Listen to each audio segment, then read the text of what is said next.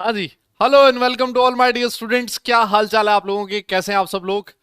तो उम्मीद करता हूँ सब बहुत बढ़िया होंगे। एक बार फिर से मैं आप सब लोगों का वेलकम करता हूँ अर्जुना जेई 2024 बैच में। उम्मीद करता हूँ सब बहुत ही बढ़िया होंगे। हाँ जी, फटाफट बताइए अगर मेरा ऑडियो और वीडियो क्लियर है तो एक बार फटाफट आप मुझे थम्स अप करके बता सकते हैं। फटाफट ये काम कर दो, देखें। अगर ऑडियो और वीडियो क्लियर है तो बेटा फटाफट से थम्स अप करो, देखें। आप लोगों की चैट मुझे दिखाई नहीं दे रही है।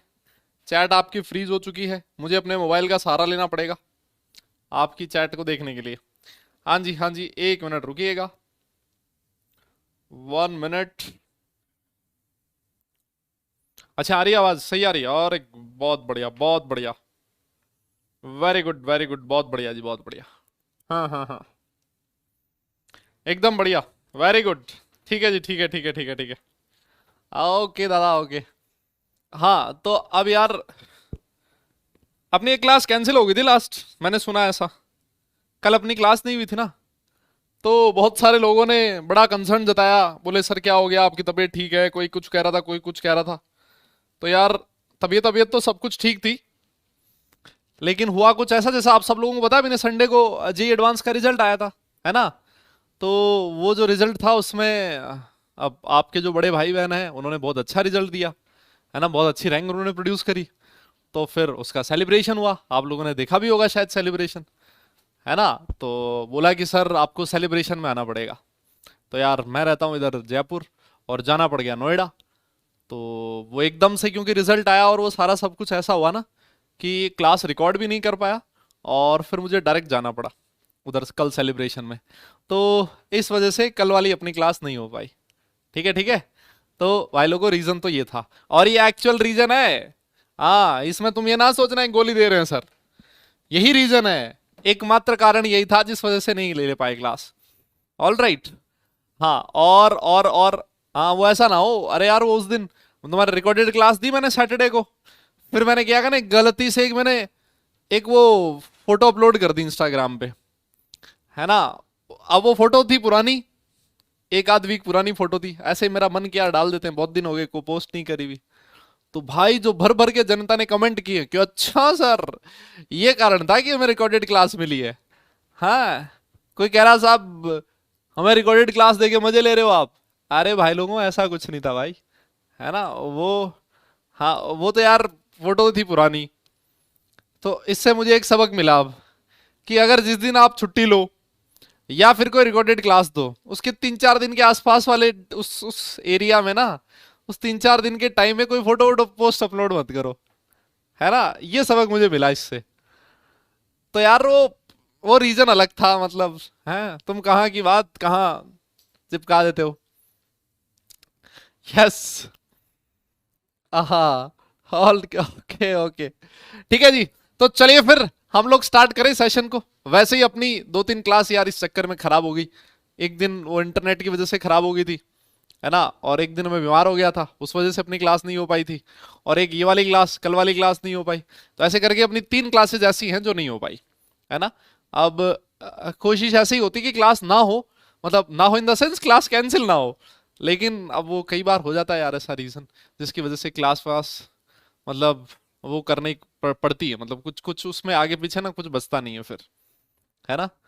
हाँ, ठीक है ठीक है। तो चले फिर स्टार्ट करें, हम लोग सेशन स्टार्ट करें। Yes yes. हाँ, अब यार डांस वांस तो करना ही पड़ता है ना यार, तुम लोग इतनी मेहनत करते हो। मान लो कि अ, जब तुम लोग 12th में आओगे और फिर जब तुम जेई का एग्जाम देने जाओगे, और अगर तुम्हारी शानदार रैंक आई, तो यार हमें तो खुशी होती है ना यार, इंसान को, टीचर को तो खुशी होती है ना यार। और जब टीचर को खुशी होती है तो मतलब डांस करना तो बनता ही है ना यार, है ना? वो तुम्हारी खुशी में हम लोग भी शरीक हो जाते हैं, नहीं क्या? हाँ, चलिए फिर तो स्टार्ट करते हैं सेशन को, है ना? और आज का जो सेशन है उसमें हम लोग क्या क्या पढ़ने वाले हैं, जो मैंने आपको रिकॉर्डेड सेशन दिया था ना बेटा, तो रिकॉर्डेड सेशन बहुत इंपॉर्टेंट था। काफी इंपॉर्टेंट उसमें हम लोगों ने चीजें करी थी, क्योंकि हम लोगों ने उसमें क्या सीखा था? हम लोगों ने उसमें स्ट्रक्चर बनाना सीखा था, याद है आप लोगों ने? और पिछली क्लास अपनी हुई नहीं कल वाली, तो मुझे ऐसी उम्मीद है पूरी कि आप लोगों ने बढ़िया ढंग से उसको रिवाइज किया होगा, है ना? और खूब सारी मेहनत करी होगी, है ना? खूब सारी मेहनत करी होगी स्ट्रक्चर्स वगैरह बनाने में। यस यस, ऐसा ही है ना? ऐसा ही है। हाँ, तो चलो सबसे पहले हम लोग ये अपना केमिकल बॉन्डिंग का आज लेक्चर नंबर 3 है, और इसमें मैं सबसे पहले होमवर्क डिस्कस करूंगा जो मैंने आप लोगों को स्ट्रक्चर्स बनाने को दी थी, है ना। तो मैं स्ट्रक्चर्स बना दूंगा और आप लोग एक बार चेक कर लेना कि आपने जो स्ट्रक्चर्स बनाई हैं वो सही है या फिर नहीं है। ऑलराइट, तो एक बार वो वाली चीज देख लेना। फिर उसके बाद में आज आपको आयोनिक बॉन्ड के पढ़ाने बारे में हम लोग बात करने वाले हैं। आयोनिक बॉन्ड हालांकि बहुत ही आसान है, हम लोग पिछली क्लास में कोवलेंट बॉन्ड को खत्म करके आए। फिर उसके बाद एक छोटी सी टर्म और आएगी आयोनिक बॉन्ड से रिलेटेड है जिसका नाम है लैटिस एनर्जी, इसके बारे में बात करेंगे। और भाई उसके बाद आएगा अपना अगला टॉपिक जिसका नाम है bond parameters. Alright, clear clear. हाँ, तो अब जिस जिस क्वेश्चन में डाउट है ना, और जहां जहां पर पंगा है वो लोग देख लें एक बार। ठीक है ठीक है ठीक है। तो देखो सबसे पहले स्ट्रक्चर्स मुझे याद तो नहीं है, इसलिए मैं देख रहा हूं कौन कौन से स्ट्रक्चर्स मैंने आप लोगों को होमवर्क दी थी क्लास में। हाँ जी, सबसे पहले मैंने आपको एक स्ट्रक्चर दी थी N2O5। यस यस, देखो देखो दादा, सारे लोग स्क्रीन पे देख लेना, जिसका गलत हो एक बार मैच कर लेना। N2O5 है ना, ये वाली स्ट्रक्चर कैसे बनेगी मैं आपको फटाफट से बता देता हूं बेटा। ये जो N2O5 है ये कुछ ऐसा बनने वाला है, ये कुछ ऐसा बनने वाला है, चेक कर लो। यस, इसमें देख लो, इस ऑक्सीजन के पास बेटा 3 लोन पेयर रहने वाला है, यहां पर 2 लोन पेयर, इसके पास 2 लोन पेयर, यहां 2 लोन पेयर, और यहां रहने वाला है 3 लोन पेयर। सारे एटम्स का ऑक्टेट कंप्लीट है और सबके वैलेंस शेल में उतने ही इलेक्ट्रॉन है जितने की होने चाहिए। ठीक है ठीक है ठीक है। यस यस यस, मेरी बात समझ में आ गई क्या? अरे बोलो बोलो, यही बनाया क्या? कितने लोगों ने स्ट्रक्चर सही से बनाई है? देखो इसका एक तरीका भी था। इसका तरीका क्या है याद हो तो, हम लोगों ने N2O4 क्लास में बनाया था, याद है ना। ये N2O4 हम लोगों ने क्लास में बनाया था, ऐसा ये वाला स्ट्रक्चर बना था, ऐसा है ना बेटा, ये वाला था N2O4। तो जब N2O5 बनाते हो ना, जब आप N2O5 बनाते हो तो एक ऑक्सीजन बीच में घुसा दो, खत्म। यस, एक ऑक्सीजन बीच में घुसा दो, वो हो जाएगा आपका N2O5। ठीक है ठीक है। तो वैसे देखो ऐसी एक दो स्ट्रक्चर मैंने आप लोगों को और दी होगी, एक रहा होगा Cl2O6 और एक रहा होगा Cl2O7, है ना, इसी का बड़ा भाई Cl2O7 ऐसा था। ठीक है ठीक है। तो देखो Cl2O6 आप लोगों ने मेरे हिसाब से ऐसे बनाई होगी, 2 क्लोरीन है और बेटा 3 ऑक्सीजन है, और तीनों के तीनों ही किससे जुड़े होंगे? कोऑर्डिनेट बॉन्ड के थ्रू जुड़े होंगे, ऐसा कुछ। बोलो बोलो, क्या आप लोगों ने ऐसा ही बनाया क्या? और बेटा हर ऑक्सीजन के पास 3-3 लोन पेयर प्रेजेंट होंगे। एक बार आप चेक करना जरा, क्या आप लोगों ने ऐसा ही बनाया क्या? चेक कर लो फटाफट से। यस, है ना। और बेटा क्लोरीन के पास कोई लोन पेयर इस केस में नहीं रहता है। ठीक है ठीक है ठीक है। यस, तो ये था Cl2O6। अगर आपको Cl2O7 बनाना है तो क्या करोगे? 2 क्लोरीन के बीच में एक ऑक्सीजन घुसा दो, जैसे N2O5 से N2O4 से N2O5 बनाया तो एक ऑक्सीजन घुसाया ना, तो वैसे ही Cl2O6 से Cl2O7 बनाने के लिए भी एक ऑक्सीजन बीच में घुसा दो, बाकी सारी की सारी स्ट्रक्चर आपकी एज इट इज वैसे ही रहने वाली है। ठीक है ठीक है। अरे बोलो यार भाई लोगों, मेरी बात आपको समझ में आ रही है क्या? यस, ये देखो बेटा, यस यस यस, ये वाली है बेटा आपकी Cl2O7, है ना। बाकी ऑक्सीजन का डिस्ट्रीब्यूशन, ये लोन पेयर का डिस्ट्रीब्यूशन तो आप लोग कर ही सकते हो ना यार, है ना। सारे ऑक्सीजन के पास इस तरह से 3 लोन पेयर हो जाएंगे। Clear clear. यस यस, अरे बोलो बोलो, ठीक है, है ना है ना है ना है ना। तो चेक कर लेना बेटा, चेक कर लेना। अच्छा देखो एक और चीज रही होगी इसमें, एक एक एक याद है आपको, हम लोगों ने H3PO4 की स्ट्रक्चर बनाई थी, याद है क्या? अरे दादा H3PO4 जो था इसका बेसिसिटी कितना था? सर इसका बेसिसिटी हुआ करता था 3। अच्छा इसका बेसिसिटी 3 था, तो हम लोगों ने कहा था इसमें 3 OH बॉन्ड है, याद करो, बोलो बोलो। अरे भाई 3 OH बॉन्ड दिख रहे हैं ना आप लोगों को, और इस ऑक्सीजन के पास 3 लोन पेयर हुआ करते थे। अरे याद आया क्या कुछ?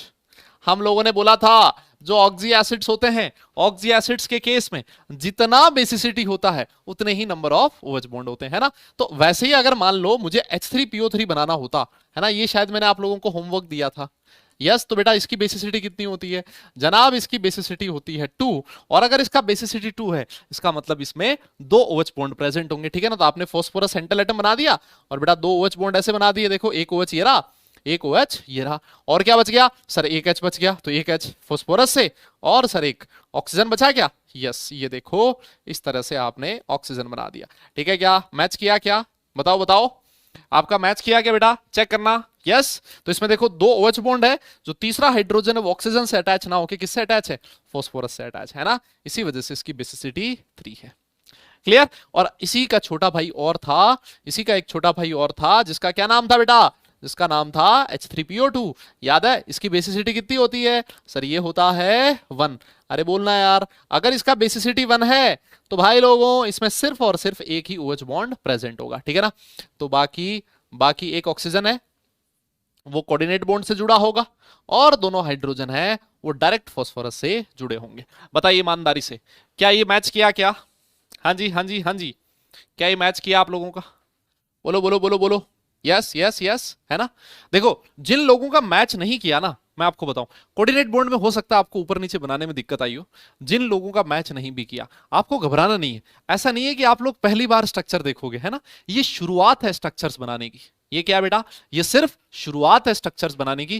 क्लास 11th में आप बहुत सारी स्ट्रक्चर्स बनाओगे, क्लास 12th में आओगे तब भी ऐसी बहुत सारी स्ट्रक्चर्स देखोगे ना, तो आपको ये बाद में बनाने की जरूरत नहीं पड़ेगी, आप डायरेक्ट बना पाओगे फिर, है ना। ये TVUS, ये तो एक ठीक है, एक मेथड आपको बताया गया।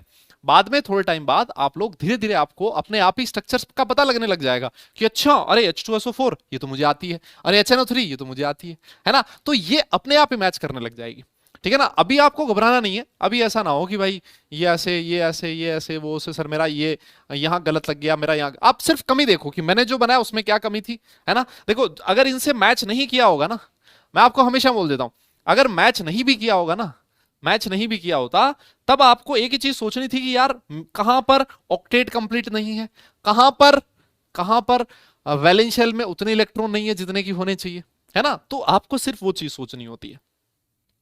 क्लियर क्लियर, है ना है ना है ना, क्लियर है ना। अब कोई भाई बोल रहा है सर बेसिसिटी क्या है? अरे मुन्ना, लास्ट क्लास में हम लोगों ने पढ़ा है बेसिसिटी क्या है, मतलब कुछ भी है। हाँ आओ देखो, और क्या, और कौन सी स्ट्रक्चर थी, और मेरे हिसाब से, हाँ देख लेने तो मुझे, एक और कौन सी स्ट्रक्चर थी। एक H2SO4 का रहा होगा शायद, है ना। H2SO4 का था क्या? अरे बेटा H2SO4 का स्ट्रक्चर था क्या होमवर्क में? हम्म, हाँ H2SO4 था, देख लेते हैं चलो। H2SO4 में देखो बेसिसिटी 2 होती है ना बेटा, तो अगर 2 बेसिसिटी है तो 2 OH बॉन्ड होंगे, और बाकी 2 कोऑर्डिनेट बॉन्ड आप ऐसे बना सकते हो। लो जी, ये बन गया आपका H2SO4। अरे बोलो, अरे बोलो बोलो बोलो, यस। अच्छा, और और अच्छा HClO4 भी था बेटा, HClO4 भी था। अरे जनाब HClO4 का बेसिसिटी कितना होता है सर? इसका बेसिसिटी होता है 1। सिर्फ और सिर्फ एक ही हाइड्रोजन प्रेजेंट है, एक ही हाइड्रोजन। इसका मतलब इसकी स्ट्रक्चर में एक OH बॉन्ड प्रेजेंट होगा। क्लोरीन बीच में डाल दो, यस, एक OH बॉन्ड, और बाकी तीनों के तीनों क्या होंगे, कोऑर्डिनेट बॉन्ड होंगे। लो जी, ये हो गया आपका HClO4, यस। कोई दिक्कत नहीं होगी, है ना। और देखो और क्या रहा होगा, है ना है ना है ना। अब देखो कई बार ऐसे भी आपको हो सकता है देखने को मिले, ऐसा भी हो सकता है देखने को मिले कि इसमें कोऑर्डिनेट बॉन्ड नहीं बनाया हुआ है ना।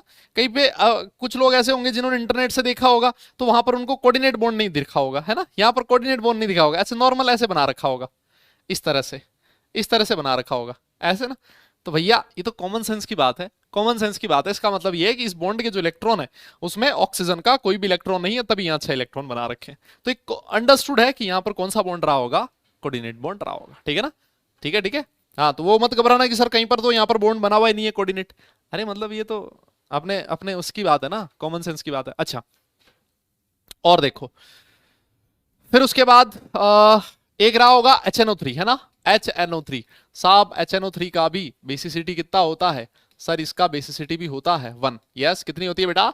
बेसिसिटी होती है 1, है ना। तो इसका मतलब इसके स्ट्रक्चर में भी एक OH बॉन्ड प्रेजेंट होगा, डबल बॉन्ड हो, और एक जो होगा वो कोऑर्डिनेट बॉन्ड के थ्रू बॉन्डेड होगा, है ना। ये आपको आइडिया लग जाएगा इसकी स्ट्रक्चर में कितने बॉन्ड हैं, क्या है। अब आप चेक भी कर सकते हो, है ना, आप चेक भी कर सकते हो कि सारे एटम्स के वैलेंस शेल में उतने इलेक्ट्रॉन है जितने की एक्चुअली होने चाहिए, ठीक है ना। एक स्ट्रक्चर रहा होगा जैसे आप लोग कमेंट कर रहे हो CN माइनस का, यस। एक स्ट्रक्चर CN माइनस का रहा होगा। इसमें क्या दिक्कत हुई? अरे भाई CN माइनस तो बहुत ही आसान है। CN माइनस में क्या दिक्कत हुई? देखो कार्बन और नाइट्रोजन के बीच ट्रिपल बॉन्ड आएगा, एक लोन पेयर नाइट्रोजन के पास और एक लोन पेयर कार्बन के पास, खत्म। ये देखो ना भाई, कार्बन के वैलेंस शेल में कितने इलेक्ट्रॉन दिख रहे हैं यहाँ? 1 2 3 4 5, एक एक्स्ट्रा, इसका मतलब कार्बन पे नेगेटिव चार्ज है, सिंपल। जो नेगेटिव चार्ज है वो किस पे बेटा? कार्बन पे। खत्म होगी कहानी। अरे बोलो, यस, यही तो था। अच्छा, और देखो दादा, एक रहा होगा CO, था क्या? क्या रहा होगा? CO, yes. तो बेटा सीओ में क्या होगा, देखो इसकी स्ट्रक्चर थोड़ी सी अलग है ना। इसमें हो सकता है कुछ लोगों ने गलती कर दी हो, है ना, इसमें हो सकता है कुछ लोगों ने गलती करी हो, एक बार आप चेक कर लेना, है ना। इस तरह से सीओ का स्ट्रक्चर बनेगा, एक बार आप लोग चेक कर लेना, है ना, है ना, है ना। देखो इस वाले स्ट्रक्चर में आप देखोगे कार्बन का ऑक्टेट कंप्लीट है, 1 2 3 4 5 6 7 8, वैलेंस शेल में 1 2 3 4 इलेक्ट्रॉन है। ऑक्सीजन का ऑक्टेट कंप्लीट है, ऑब्वियस सी बात है, 1 2 3 4 5 6 7 8, और वैलेंस शेल में 6 इलेक्ट्रॉन होते हैं, तो 1 2 3 4 और 2 6, है ना। तो ये सीओ का स्ट्रक्चर जो था वो थोड़ा आप लोगों को अलग से देखना है, इसमें गलती ना हो जाए। ठीक है बेटा, ऑल राइट। और कौन सा स्ट्रक्चर रहा होगा, और भी था क्या कोई, या हो गए? बाकी तो बना लिए होंगे, यही मेन मेन यही रहा होंगे। यस यस बेटा, मेन मेन तो यही रहे होंगे, और कौन सा रहा होगा? H3PO2 हो गया, CN हो गया, N2O5 Cl2O7, ClO4 माइनस था। अच्छा ClO4 माइनस में क्या करो, देखो HClO4 बना हुआ है ना। अरे दादा देखो ये HClO4 बना हुआ है ना, इसमें से H प्लस हटा दो, ये H प्लस हटा दो, H प्लस हटा दो तो ClO4 माइनस बन जाएगा। अरे नहीं समझ में आएगा, ये HClO4 आपने बनाया है ना, तो इसमें से H प्लस हटा दो, एसिडिक हाइड्रोजन हटा दो, तो ये ClO4 माइनस बन गया। देखो ये लो, इस पे इस ऑक्सीजन पे नेगेटिव है, और बाकी बाकी ये 3 कोऑर्डिनेट बॉन्ड है, खत्म। ये हो गया आपका ClO4 माइनस, है ना, है ना, है ना, है ना। तो वैसे ही क्या करना है, जैसे ये वाला HNO3 है ना, इस HNO3 का H प्लस हटा दो, HNO3 का H प्लस हटा दो, इस ऑक्सीजन पे नेगेटिव चार्ज ला दो, तो ये बन जाएगा NO3 माइनस। समझ में आई मेरी बात? H प्लस हटाओ, ऑक्सीजन पे नेगेटिव चार्ज लाओ, तो बन जाएगा NO3 माइनस। ठीक है, हो गया फिर तो। यस यस, समझ में आ गई क्या बात? खत्म खत्म। अच्छा एक और बच गया, H2SO3 बच गया। हाँ H2SO, अरे तो क्या दिक्कत है, H2SO4 का छोटा भाई है ना यार। अरे भाई ये सल्फ्यूरिक है, ये सल्फ्यूरस। H2SO4 देखो वो बना हुआ, बेसिसिटी इसकी भी 2 है। क्या है सर? बेसिसिटी इसकी भी 2 है ना, है ना, है ना, बोलो बोलो। तो इसमें भी 2 OH बॉन्ड तो होंगे ही ना यार, क्या दिक्कत है? इसमें भी 2 OH बॉन्ड तो होंगे, बेसिसिटी 2 है। तो लेकिन सर इसमें इधर देखो 2 ऑक्सीजन थे, H2SO4 में 2 ऑक्सीजन बच गए, तो यहां पर एक ही बचेगा, खत्म। क्या दिक्कत है? ये लो ये लो, है ना, है ना, है ना। तो देखो 1 2 3 4, इसका मतलब इसके पास भी एक लोन पेयर रहा होगा, खत्म हो गया। बताओ, अरे बोलो। यस इसको बोला जाता है बेटा सल्फ्यूरस एसिड, है ना, है ना, है ना। इसको क्या बोला जाता है? Sulphurous acid. ठीक है ठीक है, all right all right all right. तो ये तो मेरे हिसाब से आप लोगों ने बहुत आराम से कर लिए होंगे। फिर उसके बाद एक फॉर्मल चार्ज का क्वेश्चन भी रहा होगा शायद, है ना। एक फॉर्मल चार्ज का क्वेश्चन भी था क्या? फॉर्मल चार्ज में कौन कौन से थे? हाँ CO3 2 minus, PO4 3 minus, HNO3 और HClO4, है ना, है ना। हाँ तो अब देखो मैं आपको वापस बोल देता हूं, अगर किसी बच्चे का गलत हुआ है, जिसने स्ट्रक्चर सही से नहीं बनाया है, तो उसको मतलब ऐसे टेंशन लेने की जरूरत नहीं है कि यार मेरा तो ये गलत हो गया, मेरा वो गलत हो गया ना। आप सिर्फ क्या करना है, एक बार आप चेक करो कि कहां गलती करी है, और अगर वहां गलती करी है तो उस गलती को वापस मत करो। अपने आप थोड़े टाइम बाद आपको आइडिया होने लगेगा इसकी स्ट्रक्चर कैसे बनती है, इसकी स्ट्रक्चर कैसे बनती है। ज्यादा टेंशन लेने का नहीं है ना। मैं आपको वापस बोल रहा हूँ, ये स्ट्रक्चर्स बहुत आसान पोर्शन है, आप लोगों ने काफी सारी स्ट्रक्चर्स अच्छे से बनाई है, ये ऐसा मुझे पूरा विश्वास है ना। तो बाकी जो भी बचा हुआ है ना वो भी हो जाएगा टाइम के साथ, डोंट वरी। ठीक है ठीक है। अरे भाई कोई लैग वैग नहीं हुआ होगा यार, तुम लोग ऐसे ही चिल्लाने लगते हो। हाँ आ जाओ, देखो कौन सा था फॉर्मल चार्ज में, कौन सा था सर? फॉर्मल चार्ज में सबसे पहले था CO3 2 माइनस। देखो CO3 2 माइनस बेटा, देखो CO3 2 माइनस की स्ट्रक्चर तो आप लोगों ने बनाई है ना यार।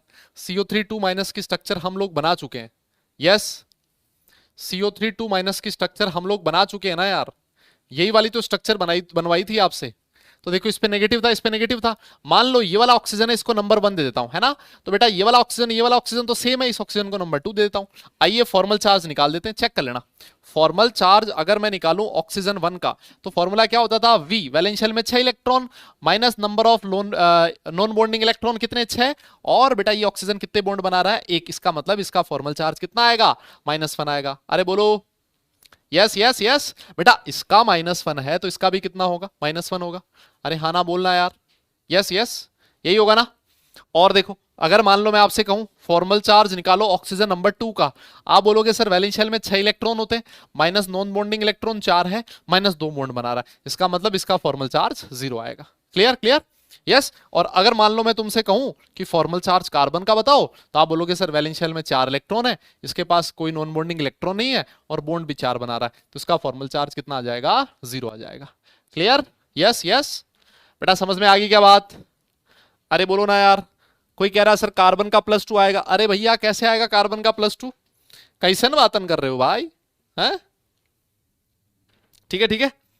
तो अब तो निकाल लोगे और कौन सा था, PO4 3- का खुद निकाल लेना यार, PO4 3- खुद निकाल लेना। मैं HNO3 में बता देता हूं, HNO3 है ना। HNO3 की स्ट्रक्चर देखो, अभी थोड़ी देर पहले बनाई है हम लोगों ने। ये देखो जरा, ये था आपका HNO3, बोलो बोलो, यही वाला था ना? यस, ये वाला था, है ना। तो इसमें मान लो मैं सबसे पहले नाइट्रोजन का फॉर्मल चार्ज निकालना चाहता हूं। किसका?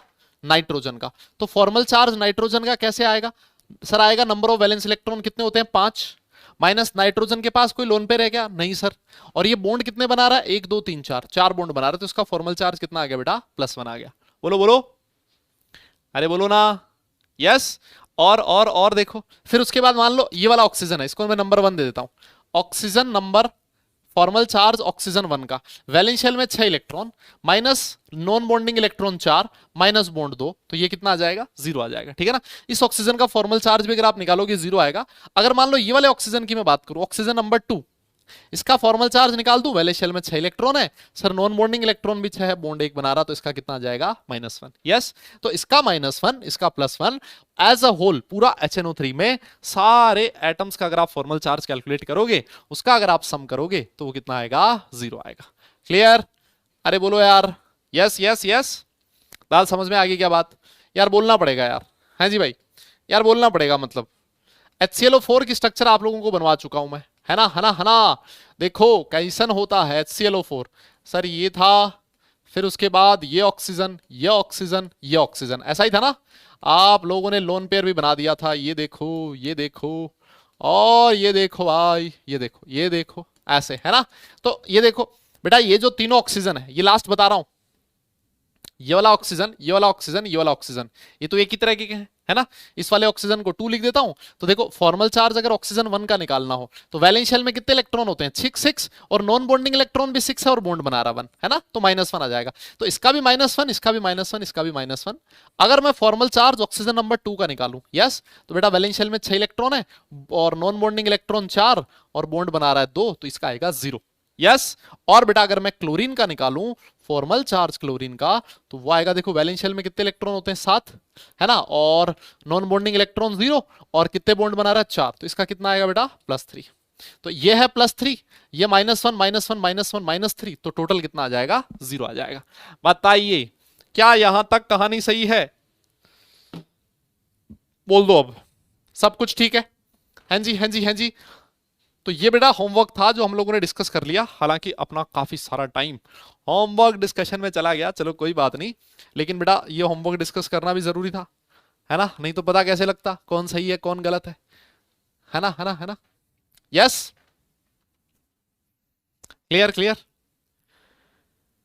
भाई लोगों, ठीक है ना, ठीक है। हाँ चलो फिर, बहुत बढ़िया। अब हम लोग स्टार्ट करें, नया नया टॉपिक स्टार्ट करें क्या? हाँ, यस, न्यू टॉपिक स्टार्ट करें। सब ठीक है, रिवाइज करके आयो ना अच्छे से। देखो यार मैं हमेशा कह रहा हूं, जैसे ही आपको टाइम मिले पिछला पोर्शन जो है उसको रिवाइज करते रहा करो, और नेक्स्ट क्लास में आने से पहले पिछली क्लास का रिवाइज करना कंपल्शन है भाई, कंपल्सरी है ना, कंपल्सरी है दादा। इसमें तो इफ एंड बट सोचो ही मती, है ना, एक बार नहीं, अगर 2 बार कर पाओ तो कर लो। क्लियर? ओके, आइए आ जाओ। तो आज हम लोग बात करने वाले हैं किसकी, आयोनिक बॉन्ड की, है ना। देखो मेरे हिसाब से इस आयोनिक बॉन्ड का एक और नाम भी है। अच्छा एक छोटी सी चीज और थी, किसी बच्चे ने बोला कि सर आपने कोवेलेंसी नहीं बताई थी, है ना। हालांकि मैंने कोवेलेंसी बता दी थी, मैंने एक जगह लिखा भी था कि कोवेलेंसी क्या होती है। कोवेलेंसी का मतलब होता है नंबर ऑफ कोवेलेंट बॉन्ड्स, है ना।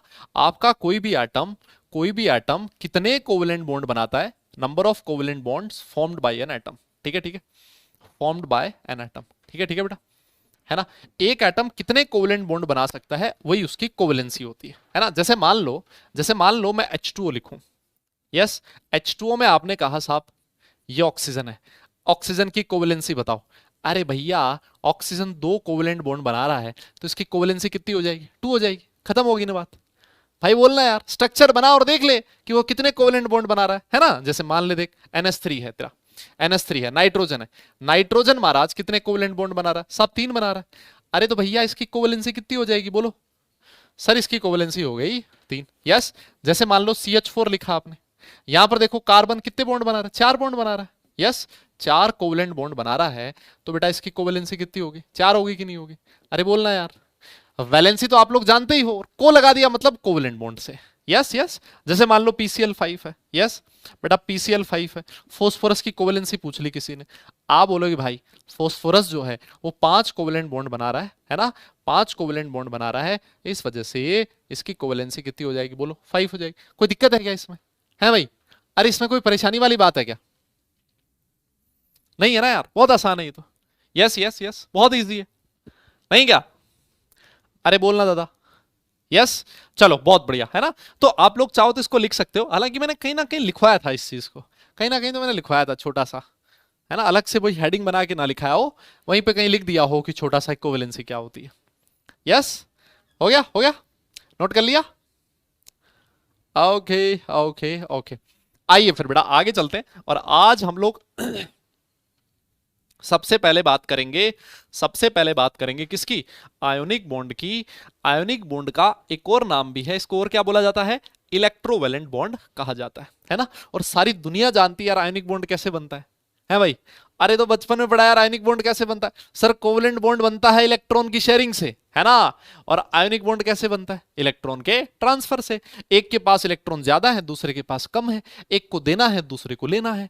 यस, ये तो म्यूचुअल वाली अंडरस्टैंडिंग वाली बात है, नहीं क्या? और दोनों का भला हो जाए, अगर उस लेन देन से दोनों का भला हो जाए तो इस तरह के बॉन्ड को क्या कहा जाता है, इस तरह के बॉन्ड को आयोनिक बॉन्ड कहा जाता है, नहीं क्या?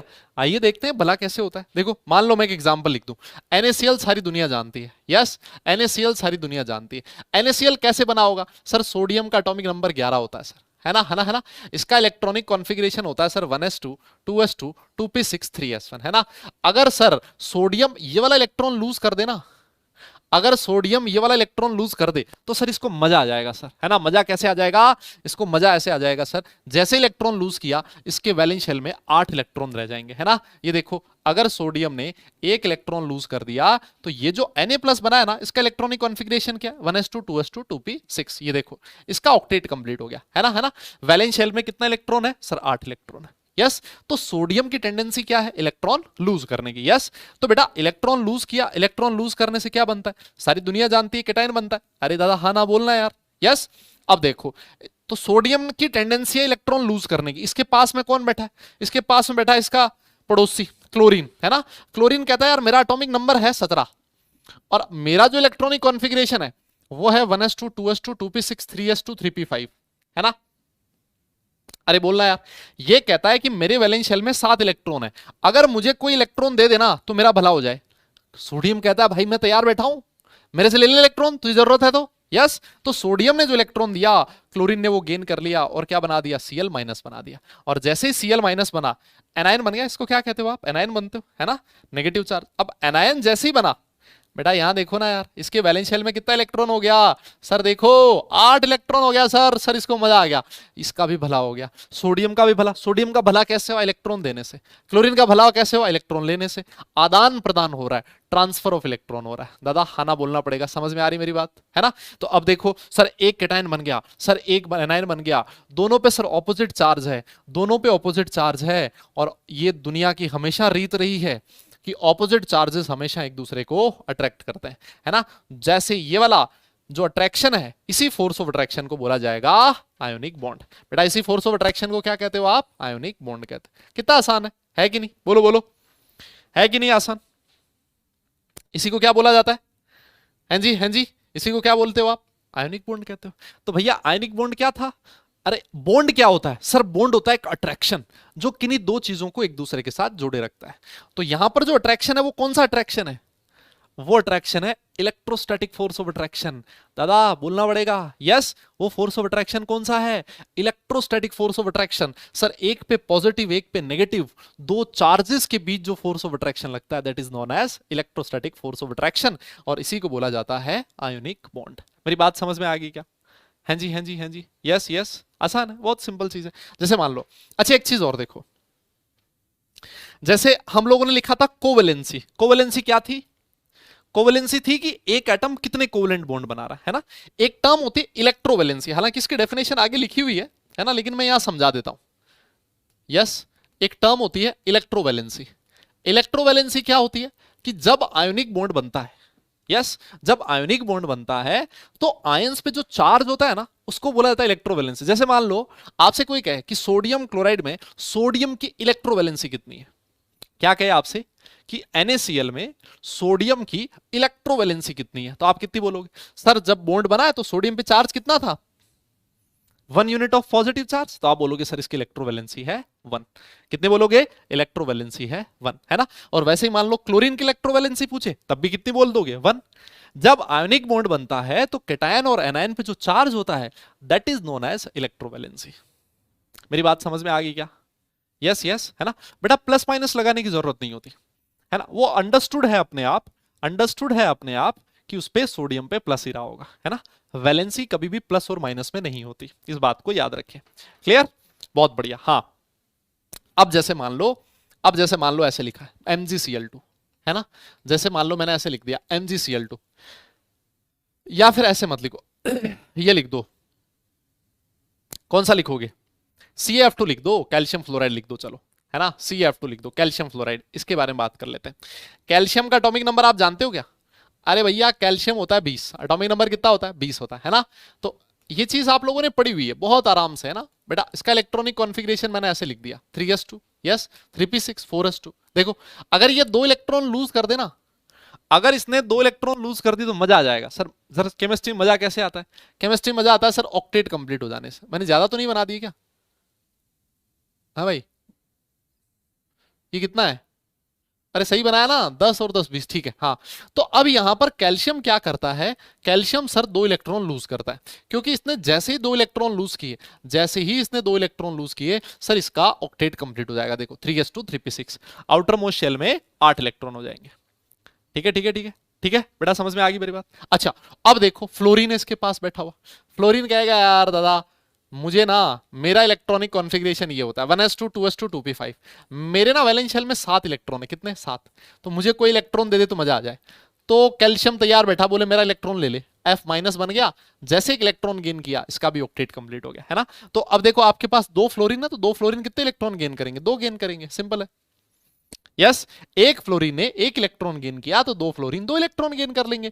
अब एक बन गया केटायन, एक बन गया एनायन। तो केटायन और एनायन सारी दुनिया जानती है ना, एनायन और कैटायन, दो ऑपोजिट चार्जेस एक दूसरे को अट्रैक्ट करेंगे। इसी फोर्स ऑफ अट्रैक्शन को बोला जाएगा आयोनिक बॉन्ड। बताओ, बोलो बोलो बोलो। तो अगर मान लो इस क्वेश्चन में आपसे ये पूछ लेता कि CaF2 में कैल्शियम की इलेक्ट्रोवैलेंसी कितनी है, दादा एक बात बताओ। हाँ, अगर मान लो ये पूछ लेता what is the electrovalency of calcium in CaF2, तो आप बोलते कैल्शियम की इलेक्ट्रोवैलेंसी है 2। क्यों? क्योंकि जब CaF2 बना है तो उसमें कैल्शियम पे चार्ज कितना था? 2 था। Yes yes.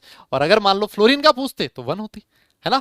अब देखो फ्लोरीन में लोग कंफ्यूज हो जाते हैं, सर 2 इलेक्ट्रॉन गेन किए। अरे भाई 2 इलेक्ट्रॉन 2 फ्लोरीन ने गेन किए हैं, एक फ्लोरीन ने कितना किया? एक ही किया है। यस, तो उसकी इलेक्ट्रोवैलेंसी भी कितनी होगी? 1 होगी, 2 नहीं होगी। फ्लोरीन की 1 होगी, कैल्शियम की कितनी होगी? 2 होगी। मेरी बात समझ में आ गई क्या? यस यस बेटा, अगर नोट कर लिया हो ना तो डन लिख देना, फिर हम लोग आगे चलते हैं, है ना। जो चीज मैंने समझाई है उस चीज को लिखवा देता हूं। अच्छा, एक चीज आप लोगों ने ये भी सुनी होगी, है ना, कि जनरली जो आयोनिक बॉन्ड होता है ना वो बनता है एक मेटल और एक नॉन मेटल के बीच। ऐसा सुना है ना आप लोगों ने? अरे बोलो बोलो, आयनिक बॉन्ड किस किस के बीच बनता है? एक मेटल और दूसरा नॉन मेटल। ऑब्वियस है ना, एक को देना पड़ेगा एक को लेना पड़ेगा, है ना। अगर दोनों ही देने वाले हुए तब कोई बॉन्ड नहीं बनेगा, दोनों ही लेने वाले हुए तब भी नहीं चलेगा। एक देगा दूसरा लेगा, तो हमेशा ये लेने वाला कौन होता है? Non metal. देने वाला कौन होता है? मेटल। तो इसी वजह से बोला जाता है, इसी वजह से कहा जाता है कि आयोनिक बॉन्ड जो होता है जनरली एक मेटल और एक नॉन मेटल के बीच में बनता है। कोवेलेंट बॉन्ड जनरली दो नॉन मेटल्स के बीच में बनता है ना, जनरली बोला जाता है ऐसा। Yes yes. तो चलो, जो चीज मैंने समझाई है ना वही चीज आपको यहां पर लिखी हुई मिलेगी, वही चीज आपको यहां पर लिखी हुई मिलेगी। ठीक है ठीक है ठीक है, क्लियर क्लियर। देखो ये वाले डेफिनेशन अभी मैंने बोला, इसको भी फटाफट आप नोट कर लो डेफिनेशन को, है ना। क्या लिखता है? Ionic bond is formed by the transfer of one और more electrons from one atom to another, है ना। ये चीज लिखवा दी आपको और समझा दी। दूसरी चीज देखो, the bond formed as a result of electrostatic force of attraction, electrostatic attraction between cations and anions. इसको भी आप क्या कह सकते हो? आयोनिक बॉन्ड या फिर इलेक्ट्रोवैलेंट बॉन्ड। ये भी बता दिया आप लोगों को, है ना। और देखो, usually comes into existence between a metal and a non metal. एक यहां पर चीज लिखी हुई है बड़ी प्यारी सी, इसको बोला जाता है नॉन डायरेक्शनल इन नेचर, है ना। अभी आप इसको याद रखो। अभी मैं क्या चाहता हूं आपसे, है ना, अभी मैं क्या चाहता हूं आप लोगों से कि इसको आप याद रखो, है ना। जो आपके कोवेलेंट बॉन्ड होते हैं, आप ये चीज लिख लेना, है ना। अगर आपने नहीं लिखा है तो यहीं पर लिख लेना कि जो कोवेलेंट बॉन्ड होता है वो होता है directional in nature. Covalent bond कैसा होता है, डायरेक्शनल इन नेचर। जब हम लोग कोवेलेंट बॉन्ड डिटेल में पढ़ेंगे ना, अभी आगे कोवेलेंट बॉन्ड की एक आधी थ्योरी और आएगी, वैलेंस बॉन्ड थ्योरी आएगी, है ना, हाइब्रिडाइजेशन हम लोग पढ़ेंगे, तब आपको समझ में आएगा कि what is the meaning of directional in nature, है ना। तो अभी के लिए आप ध्यान रखो, आयोनिक बॉन्ड होता है नॉन डायरेक्शनल इन नेचर, है ना, डायरेक्शन पे डिपेंड नहीं करता।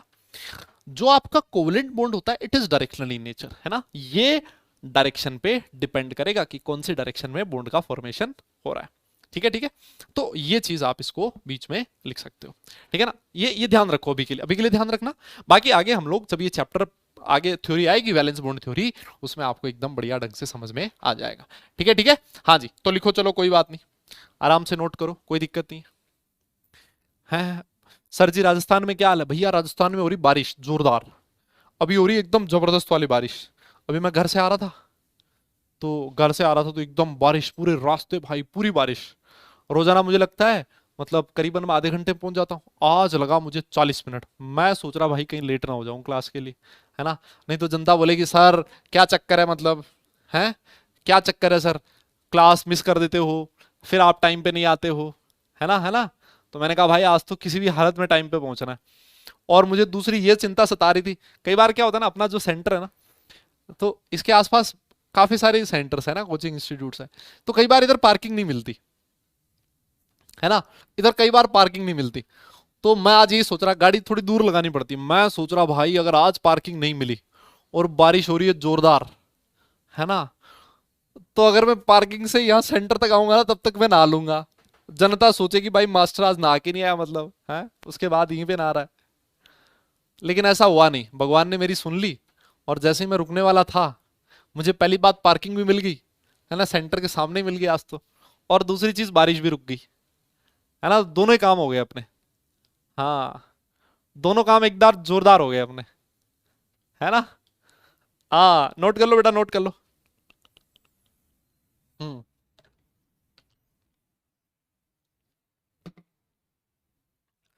नोट कर लेना, हो जाए तो डन लिखना।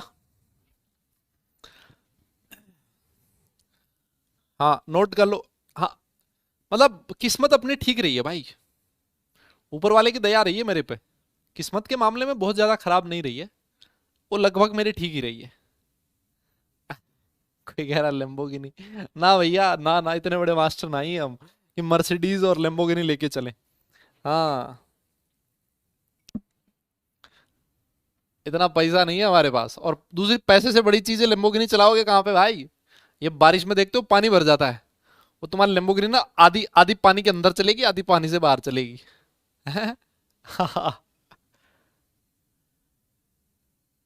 चलो, हाँ, अब देखो, देखो ये चीज मैं आप लोगों से लिखवा रहा था ना, ये वाली चीज इलेक्ट्रोवैलेंसी, है ना, ये इलेक्ट्रोवैलेंसी इसकी भी डेफिनेशन लिख लो, इसकी भी डेफिनेशन लिख लो भाई लोगों, इसकी भी डेफिनेशन लिख लो। क्या लिखा है, लिखता है कि the number of charges carried by cations and anions, है ना, कैटायन और एनायन पे जो चार्ज होता है during the formation of ionic bond, उसी को बोला जाता है इलेक्ट्रोवैलेंसी, है ना। तो ये वाली डेफिनेशन भी लिख लो आप फटाफट। यस यस, ये वाली डेफिनेशन भी लिख लो बेटा फटाफट, ये वाली डेफिनेशन भी लिखो बेटा फटाफट। हम्म, और हो जाए तो डन लिख देना, फिर आगे चलेंगे। हाँ जी, फिर आगे चलेंगे। अच्छा, आप लोगों में से कितने बच्चे ऐसे हैं जिन्होंने जिन लोगों का अभी जेई एडवांस वगैरह में अच्छा रैंक आया है, उनके उनके इंटरव्यूज देखे हैं? कोई है आप लोगों में से, किसी ने देखा है? हाँ हाँ, किसी ने देखा है क्या? तो आप लोग मतलब अगर नहीं देखा ना, तो उनके इंटरव्यूज आएंगे, जो अपना मेन चैनल है फिजिक्स वाला, है ना, अलग पांडे फिजिक्स वाला जो मेन चैनल है, उस पर देखना, उनके इंटरव्यूज मिलेंगे। जो जिन लोगों ने नीट में अच्छा रिजल्ट दिया उनके आप इंटरव्यूज देखना, और कुछ सीखने की कोशिश करना उनसे कि ये जो बच्चे बोल रहे हैं, क्योंकि ये अपने मन से बोल रहे हैं, है ना, ये अपने मन से बोल रहे हैं, और ये आप ही लोगों में से हैं बच्चे, है ना। और सबसे बड़ी चीज आप लोग नोटिस करना, एक सबसे बड़ी चीज नोटिस करना कि ये बच्चे अपने अपनी जगह के कोई टॉपर्स नहीं है, है ना। ऐसा नहीं है कि भैया मतलब ये तो कुछ बहुत तोप चीज थे, है ना। इससे इससे कहानी ये समझ में आती है कि टॉपर होना आईआईटी में जाने का रिक्वायरमेंट नहीं है, लेकिन सबने एक चीज जो बोली वो यही थी कि मैं कंसिस्टेंट रहा, मैं डिसिप्लिन रहा। एक था वो बच्चा, उसके पेरेंट्स ने क्या बोला सुना आपने, कि ये 2 साल तक बच्चा 12th के साथ उसका आईआईटी जेई में सिलेक्शन हुआ, मतलब 1,500 के लगभग उसकी रैंक थी। सोचो मतलब कितना कितना मतलब वो प्राउड मोमेंट रहा होगा ना उसके लिए भी और उसके पेरेंट्स के लिए भी। हाँ, तो अब दो 12th के साथ बच्चा जेई में सिलेक्शन पा रहा है। और उसका सबसे बड़ी चीज जो उसके पेरेंट्स ने कही, उन्होंने कहा कि यार मतलब हम लोग इससे डिसिप्लिन सीखे हैं कि कैसे अपने, और कहते हैं कि वो इतना अपने आप को ध्यान रखता था कि 2 साल तक उसने जंक फूड भी नहीं खाया, बाहर से खाना भी नहीं खाया, क्योंकि उसको लगता था कि अगर मैं बाहर का खाना खाऊंगा तो मेरा पेट खराब हो जाएगा, फिर मैं बीमार हो जाऊंगा और उसकी वजह से मेरी क्लासेस हैम्पर होंगी। आप सोच रहे हो मतलब डेडिकेशन इस चीज को बोला जाता है बेटा, है ना। और दुनिया में मिलता उसको ही है जो कुछ कुछ त्याग करता है, और यही तो है जो त्याग आप कर सकते हो, है ना, जो आप चीज छोड़ सकते हो वो यही तो है, नहीं क्या। अब वो ऐसा नहीं उसने कुछ बहुत जबरदस्त किया। एक के पेरेंट्स ने क्या कहा कि साहब ये तो 2 घंटे पढ़ता था, फिर उसके बाद 1 घंटे खेलने चला जाता था, और एकदम मजे मजे में उसने सबसे तगड़ी रैंक, अंडर अंडर 100 रैंक है उसकी शायद जेई एडवांस में, है ना। थोड़ा पढ़ता थोड़ा खेलता, थोड़ा पढ़ता थोड़ा खेलता, लेकिन जब पढ़ता तो सिर्फ पढ़ता, है ना। और वो सारा एडवांस में इतनी जबरदस्त रैंक निकाल गया। तो कहने का मतलब यही है कि आप दिखावा मत करो, है ना, दिखावा नहीं करना। हाँ, जो भी हमारे पास है, जो भी हमारे पास टाइम है, उस टाइम में अगर पढ़ रहे हो ना तो ऐसा लगे सारा सिर्फ पढ़ाई कर रहा हूं, इसके अलावा दिमाग में और कोई कचरा नहीं चलना चाहिए, है ना। सिर्फ और सिर्फ पढ़ाई करनी चाहिए, है ना। हाँ हाँ, 151 थी क्या, हाँ मतलब यही वाली रैंक थी। अब 151 100 वो लगभग एक ही तरह के बच्चे होते हैं भाई।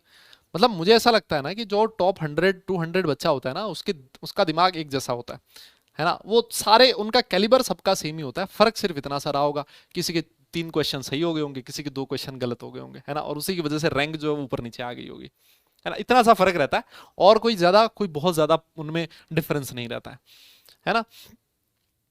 तो ये चीज है यार, मतलब इस चीज को आप लोगों को सीखना चाहिए उन लोगों से, है ना। वो लोग सोशल मीडिया पे ज्यादा टाइम नहीं वेस्ट करते थे, ये उन्होंने एक और चीज बढ़िया बोली, डिसिप्लिन में रह के पढ़ाई करते थे। और ऐसा नहीं कि अपनी जगह के वो बहुत बड़े टॉपर्स हैं, ऐसा भी नहीं, लेकिन उन्होंने कंसिस्टेंटली 2 साल बढ़िया ढंग से मेहनत करी, है ना। और ऑनलाइन से मेहनत करी, है ना। जो जो लोगों के दिमाग में रहता है ना ऐसा कि भाई ऑनलाइन से रैंक नहीं आ सकती, है ना, सिर्फ ठीक है मास्टर से पढ़ा देते हैं, ठीक है जितना पढ़ा दिया उतना ठीक है। लेकिन लेकिन ये चीज आप नोटिस करो कि ऑनलाइन से भी रैंक आ सकती है। अगर आप देखो ये जेई एडवांस में भी हुआ है, और नीट में भी हम लोगों ने प्रूव किया। टॉप 100 में 7 बच्चे थे अपने नीट में भी, और सारे के सारे सिर्फ जो ऑनलाइन से पढ़े हुए थे। और उनमें से कुछ बच्चे ऐसी जगह से थे, कुछ बच्चे ऐसी जगह थे जहां पर पढ़ाई लिखाई का इतना माहौल नहीं है, बहुत छोटे छोटे गांव के बच्चे थे, है ना, जहां पर लोग नीट के बारे में जानते भी नहीं होंगे, और जहां पर इंटरनेट का प्रॉब्लम है, आसपास कोई कोचिंग इंस्टीट्यूट्स नहीं है, गाइड करने वाला नहीं है। ऐसे बच्चे 2 2 साल 3 3 साल एकदम अपना जी जान लगा के और रैंक ले आते हैं, मतलब टॉप 100 में। तो अब सोचो कि अब सारा देश जानता है उनके बारे में, है ना। इससे पहले उनको या फिर उनके गांव को कोई जानता भी नहीं होगा। और वहां से बंदा उठ के इतना स्ट्रगल के बाद, जब उसके पास कोई इन्फॉर्मेशन नहीं है, ब्लाइंडली सिर्फ और सिर्फ उसने अपने टीचर को फॉलो किया, जो टीचर उसको बोलते गए वैसे करता गया, है ना। और इतना जबरदस्त रैंक निकाल लिया, है ना। हाँ, वो कश्मीर का एक बच्चा था, उसको देखो, मतलब वो खुद उसका स्ट्रगल देखो, है ना, कि पढ़ने के लिए उसके पास पैसा नहीं था, सब्सक्रिप्शन लेने के लिए 5,000 रुपये पैसा नहीं था, वो खुद मजदूरी करता था खेतों में कहीं पर कंस्ट्रक्शन साइट पे, और वो बच्चा आज जेई नीट में इतना अच्छा नंबर लिया। तो इतने सारे एग्जाम्पल्स हमारे सामने बतेरे हैं, इतने सारे एग्जाम्पल्स हमारे सामने भरे हुए हैं, कि ये सारे एग्जाम्पल्स हमें ये सिखाते हैं, ये सारे एग्जाम्पल्स हमें ये सिखाते हैं कि अगर आपके दिमाग में गोल आपने सेट कर लिया है कि मुझे ये करना ही है, तो आपको रोकने वाला नहीं है ना। फिर उसमें कोई बहाना भी नहीं चलता, है ना। वो देख रहे हो, उस बच्चे के पास कोई बहाना नहीं था ना यार, क्या था वो लाइफ में, क्या देखा उसने, कोई खुशी वगैरह कुछ मजे वजे कुछ नहीं, है ना। सिर्फ एक फोकस था, दिन में काम करना शाम को पढ़ाई करना, है ना। और वो रैंक निकाल गया आज। अब सेट है यार उसका लाइफ, नहीं क्या उसका सेट है, उसकी पूरी फैमिली का सेट है। और उसको देख के कितने सारे बच्चे ऐसे होंगे जो और इंस्पायर होंगे कि यार ये कर सकता है तो मैंने क्यों नहीं कर सकता, नहीं क्या। तो ये चीज है बेटा, थोड़ा सा इन सारी चीजों पे इन सारी चीजों से सीखो कुछ, है ना। और अगर किसी ने ये सोच रखा है कि यार मैं तो एडवांस में जाने के लायक नहीं हूं, तो ऐसा कुछ भी नहीं है यार। हर कोई बच्चा एडवांस में अच्छा कर सकता है, हर कोई बच्चा जेई में जा सकता है, जेई आईटी आईटी उसको उसको एक अच्छी रैंक के साथ आईटी मिल सकती है। लेकिन अगर आप में करने का दम है, आप ये सोचने को तैयार हो कि जो भी मुझे आईटी में पहुंचने के लिए चाहिए रिक्वायर्ड होगा, मैं वो सारा चीज करने के लिए तैयार हूं, है ना। अगर ये चीज आप में है तो फिर आप लोग कर लोगे, और नहीं तो फिर वो यार देखो, नहीं करने के तो हजारों बहाने हैं, है ना। कि यार मैं तो ये नहीं है, मेरे पास ये नहीं है, मेरे पास ये हो जाएगा तो मैं ये कर लूंगा, है ना। जब हम लोग किसी चीज की ये सोचते हैं ना कि ये चीज मिलने के बाद मैं ये चीज करूंगा, अगर मेरे पास आज आईपैड आ जाए तो फिर मैं दिन रात पढ़ाई करूंगा, तो ये वो तरीका है पढ़ाई ना करने का, है ना। कि आईपैड आ जाएगा तब मैं पढ़ाई करूंगा, अरे उसकी जरूरत नहीं, उसके बिना पढ़ ले, है ना। तो नहीं करने के बहुत सारे तरीके हैं, लेकिन करने का सिर्फ एक ही मेथड है कि ये जी जान लगा के सोच लेना कि नहीं मुझे करना है ना। और पूरा फोकस के साथ 2 साल मेहनत करना। और एक चीज और नोटिस करो आप लोग कि कितने सारे बच्चे हैं, कितने सारे बच्चे हैं जो 12th के साथ रैंक निकाल रहे हैं। 11 12th करी और 12th के साथ रैंक निकल गया। स्कूल गोइंग बच्चे हैं, है ना, स्कूल भी जा रहे हैं, लेकिन स्कूल जाना मुश्किल है तो मैनेज किया। कोई बोल रहा था मैं 5 दिन जाता था, कोई बोलता था मैं 4 दिन जाता था, कोई बोलता था मैं 3 दिन जाने लग गया था लास्ट में। तो वो सारे बच्चे अपने हिसाब से मैनेज करते हैं। अगर आप लोग पढ़ने में अच्छे हो, आपके स्कूल वाले भी आपकी हेल्प करेंगे। उन सारे बच्चों की हेल्प करी स्कूल वालों ने। स्कूल वालों ने कहा चलो कोई बात नहीं, आप 6 दिन नहीं आ सकते, आप 4 दिन आओ, आप 3 दिन आओ, है ना। स्कूल भी आपकी हेल्प करेगा, लेकिन आप करो तो सही, है ना, अपनी तरफ से कुछ करो तो सही। यस, ठीक है बेटा। चलिए अब हम लोग आगे चलते हैं, है ना, आगे चलते हैं अब और बात करते हैं कि भाई ये जो आयोनिक बॉन्ड का फॉर्मेशन है, हाँ जी हाँ जी, अब पढ़ते हैं बेटा। यस यस, आ जाओ आ जाओ। अब होगी बहुत सारी ज्ञान की बातें, है ना, और इनसे सीखो भाई। रोज रोज इतना मोटिवेशन आपके सामने है, लोग क्या क्या करके पढ़ाई कर रहे हैं और तुम मतलब ऐसे। अभी भी तुम में से कई लोग होंगे सोफे पे फैल के बैठे होंगे, है ना। और जैसे ही ये थोड़ा बहुत मैंने बोला ना कि ये थोड़ा उठ गए होंगे, बस कॉपी किताब नहीं लेके बैठे होंगे। बहुत सारे लोग ऐसे भी होंगे, है ना, जो सिर्फ लेक्चर सुनते होंगे, ऐसे बैठे हैं बढ़िया एकदम, पीछे तकिया वकिया मार रखा है, पैर पे पैर धरा है, और ऐसे मतलब देख रहे हैं कि मास्टर अच्छा, वाह यार पढ़ाता तो ठीक है, समझ भी आ रहा है। नोट्स वोट्स नहीं बनाते हो, है ना, सिर्फ लेक्चर देखते हैं। ऐसे भी होंगे तुम्हारे से कई तुर्रम खा, है ना। हाँ तो भाई लोगों अभी भी जाग जाओ, हाँ अभी भी जागो, उठो, हाँ शर्म करो थोड़ी बहुत, दुनिया कहाँ पहुंच गई है, तुम कहाँ हो, हैं। आओ देखो, हाँ तो बेटा आयोनिक बॉन्ड का जो फॉर्मेशन है, फॉर्मेशन ऑफ आयोनिक बॉन्ड्स कौन कौन से फैक्टर्स पे डिपेंड करता है ना। आयोनिक बॉन्ड का जो फॉर्मेशन है वो किस चीज पे डिपेंड करेगा। सबसे पहला जो फैक्टर जो आयोनिक बॉन्ड को अफेक्ट करता है फॉर्मेशन को, वो है ease of formation of cations and anions. देखो कॉमन सेंस की बात है, कॉमन सेंस की बात है कि भाई आयोनिक बॉन्ड का फॉर्मेशन तभी होगा जब सबसे पहले केटाइन बनेगा और जब एनायन बनेगा। तो ये केटायन और एनायन जितनी आसानी से बने, है ना, ये कैटायन और एनायन जितनी आसानी से बनेंगे, आपके आयोनिक बॉन्ड का फॉर्मेशन भी उतना ही आसानी से होगा। नॉर्मल सी चीज है ना। यस दादा बोलो ना यार। यस यस यस, ये बिल्कुल सही है ना। कैटायन और एनायन का फॉर्मेशन जितनी आसानी से होगा, आयोनिक बॉन्ड का फॉर्मेशन भी उतना ही आसानी से होगा। ये पहला फैक्टर है, ये पहला फैक्टर है जिसपे आयोनिक बॉन्ड का फॉर्मेशन डिपेंड करेगा। ऑलराइट, अच्छा दूसरा फैक्टर क्या है, जब आपका कैटायन और एनायन बन गया, देखो ऐसा तो है नहीं ना कि एक केटायन और एक एनायन बनेगा, ऐसा तो नहीं है ना। जैसे मान लो अगर मैं सोडियम क्लोराइड का 58.5 ग्राम लूं, कितना छोटा अमाउंट है, 58.5 ग्राम भी लूं ना, तो उसमें सोडियम क्लोराइड की Na 6 into 10 to the power 23 formula units present होती है ना। उसमें 6 into 10 to the power 23 Na plus ions present होते हैं, 6 into 10 to the power 23 Cl minus ions present होते हैं। देख रहे हो, तो ऐसा नहीं होता कि एक केटायन और एक एनायन बनता है। होता क्या है एक्चुअली, बहुत सारे केटायंस और बहुत सारे एनायंस एक साथ बनते हैं, और उन केटायंस और एनायंस के बीच आपस में क्या होने लगती है, अट्रैक्शन होने लगता है। और उस अट्रैक्शन के बाद ये केटायन और एनायन इस तरह से अरेंज होते हैं कि एक 3D स्ट्रक्चर बन जाती है। केटायंस और एनायंस के अरेंजमेंट से क्या बन जाता है, एक 3D स्ट्रक्चर बन जाता है केटायंस और एनायंस का। वो जो 3D स्ट्रक्चर है, उस 3D स्ट्रक्चर को बोला जाता है लैटिस। उस 3D स्ट्रक्चर को क्या बोला जाता है बेटा, लैटिस, है ना। और ये जो आपके आयोनिक सॉलिड्स होते हैं वो इस लैटिस का फॉर्मेशन करते हैं।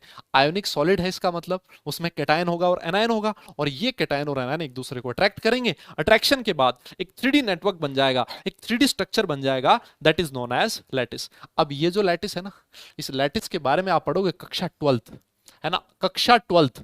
आप लोगों में से बहुत सारे बच्चे ऐसे होंगे जिनको 12th क्लास में जाने का मौका मिलेगा, है ना, जिनको 12th क्लास में जाने का मौका मिलेगा, और 12th क्लास में सॉलिड स्टेट एक चैप्टर आएगा, उसमें इस लैटिस के बारे में और ज्यादा डिटेल में पढ़ोगे। ये बनाना नहीं है, फिगर बनाना नहीं है भाई लोगों, नहीं नहीं दादा, ये बनाना नहीं है, ये फिगर बनाना नहीं है, तो समझाने के लिए था कि ये NaCl की जो स्ट्रक्चर होती है ना, NaCl की स्ट्रक्चर, इस NaCl की स्ट्रक्चर में Na प्लस आयन यहां प्रेजेंट है, Cl माइनस आयन इस तरह से प्रेजेंट है, और Na प्लस और Cl माइनस इस तरह से अरेंज हो रखे हैं, इस तरह से अरेंज हो रखे हैं कि एक 3D स्ट्रक्चर बन रही है, and this 3D structure is known as lattice, है ना। तो बेटा ये दो फैक्टर हैं जिसपे आपके आयोनिक बॉन्ड का फॉर्मेशन डिपेंड करता है ना। इस पे क्या डिपेंड करता है, आयोनिक बॉन्ड का फॉर्मेशन डिपेंड करता है। कौन कौन सा, सबसे पहला कि कितनी आसानी से कैटायन और एनायन बन रहे हैं, और दूसरा फैक्टर है कि ये जो कैटायंस और एनायंस हैं ये 3D में किस तरह से अरेंज हो रखे हैं। This arrangement is known as lattice. Clear है क्या मेरी बात, ये बनाना नहीं है, ये अगर आपने नोट कर लिया तो डन लिख देना, फिर हम लोग आगे चलेंगे, है ना। ये नोट कर लिया हो तो डन लिख देना, फिर हम लोग आगे चलेंगे। अच्छा एक चीज और देखो, अभी बेटा अभी मैं एकदम गले से ना रिकवर नहीं हुआ है, तो मैं इस वजह से ज्यादा तेज नहीं बोल रहा हूं। आई होप आपको कोई प्रॉब्लम नहीं है ना। मैं बहुत आराम से बहुत धीरे धीरे बोल रहा हूं, है ना, मेरे हिसाब से आपको कोई प्रॉब्लम नहीं है। यस, आवाज मेरी ठीक आ रही है आप लोगों के पास, यस यस। मुझे लगता है मुझे डॉक्टर को दिखाना पड़ेगा, कुछ कुछ ज्यादा बड़ी प्रॉब्लम हुई है। 3-4 दिन हो गए फिर भी मेरा गला ठीक नहीं हुआ अच्छे से। हम्म। हम्म। चलिए, अब हम लोग एक और चीज पढ़ते हैं।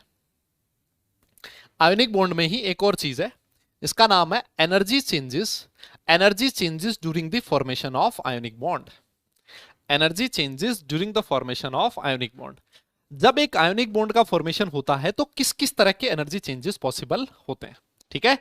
और उसमें जो सबसे पहला एनर्जी चेंज आता है ना, सबसे पहला जो एनर्जी चेंज आता है वो आता है कैटायन के फॉर्मेशन के टाइम पे।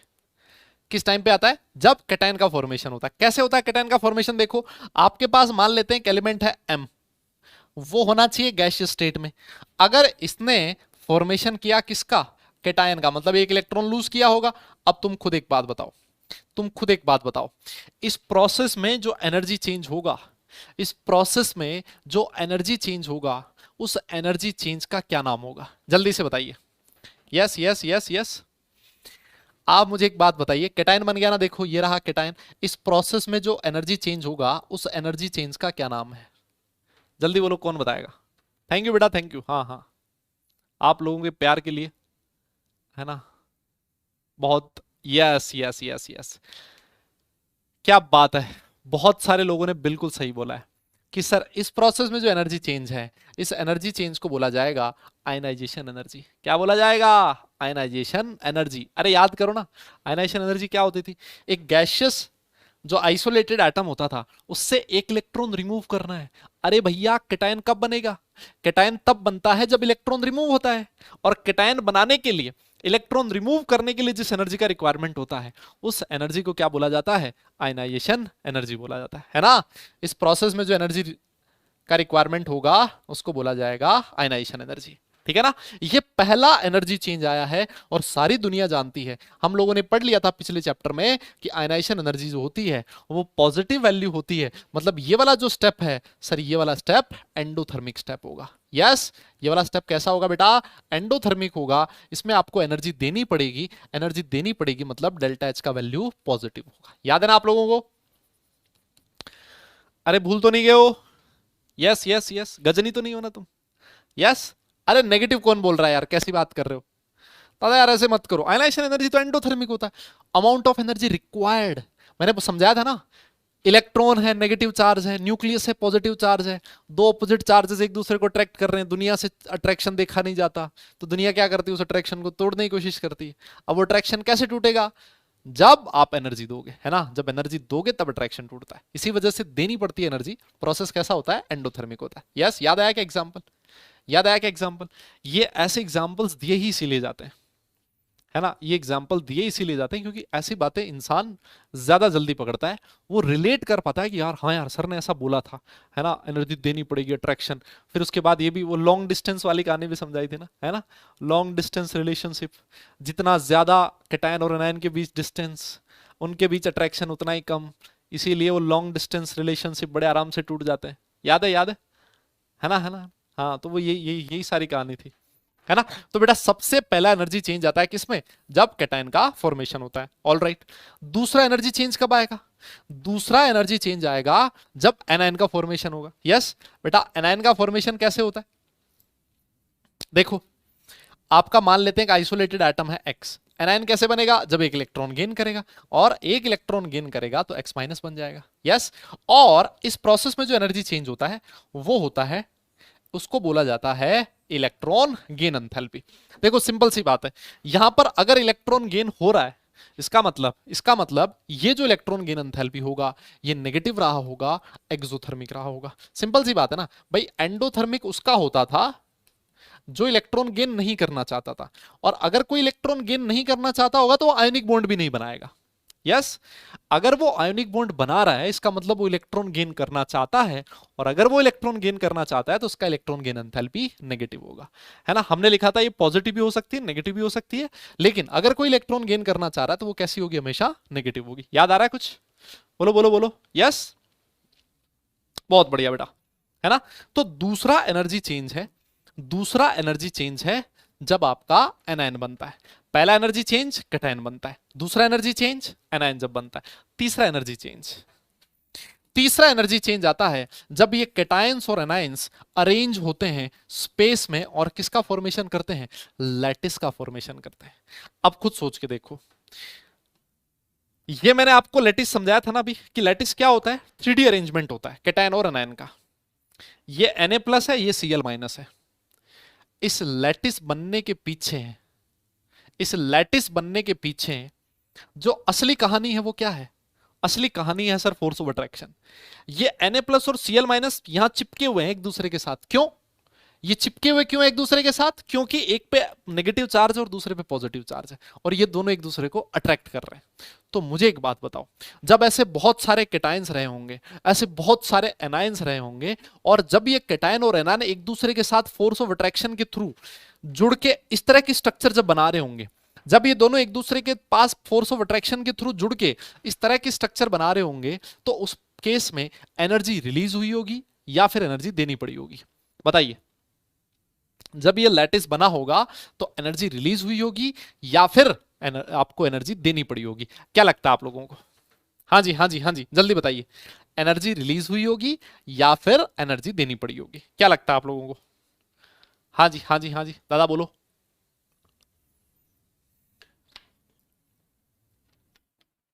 भाई कॉमन सेंस की बात है, समझाया था आप लोगों को, जहां पर अट्रैक्शन बढ़ता है वहां हमेशा एनर्जी रिलीज होती है। यस, जब भी बॉन्ड का फॉर्मेशन होता है वहां हमेशा एनर्जी रिलीज होती है। मानते हो ना इस बात को? तो यहां पर भी तो अट्रैक्शन ही आ रहा है, कैटायन और एनायन, कैटायन को एनायन अपने पास बुला रहा है ना, अट्रैक्शन बढ़ेगा, एनर्जी रिलीज होगी। और वो जो एनर्जी रिलीज होती है बेटा, जब लैटिस बना, और लैटिस बनते टाइम, लैटिस कैसे बना? लैटिस कुछ ऐसे बना कि M प्लस था, है ना, और X माइनस था।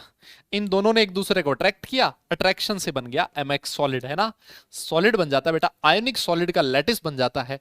और इस प्रोसेस में जो एनर्जी रिलीज होती है उसको बोला जाता है लैटिस एंथैल्पी, है ना। कुछ लोग लैटिस एनर्जी बोलते हैं, कुछ लोग लैटिस एंथैल्पी बोलते हैं, है ना। कुछ लोग लैटिस एनर्जी बोलते हैं और कुछ लोग लैटिस एंथैल्पी बोलते हैं, है ना। और ऑब्वियस ही चीज है, यहां लैटिस का फॉर्मेशन हो रहा है, लैटिस का फॉर्मेशन हो रहा है, तो ये जो प्रोसेस रहा होगा ये कैसा रहा होगा? एक्सोथर्मिक रहा होगा, है ना। अरे भैया, अट्रैक्शन में एनर्जी रिलीज होती है, रिलीज हो रही है, मतलब ये प्रोसेस एक्सोथर्मिक रहा होगा। तो टोटल यहां 3 स्टेप है, आप लोग देख पा रहे हो। पहला जो स्टेप है वो ये वाला है जिसमें एनर्जी देनी पड़ रही है, एंडोथर्मिक। ये वाला स्टेप है जिसमें एनर्जी रिलीज हो रही है, एक्सोथर्मिक। और तीसरा वाला स्टेप भी है जिसमें एनर्जी रिलीज हो रही है, एक्सोथर्मिक।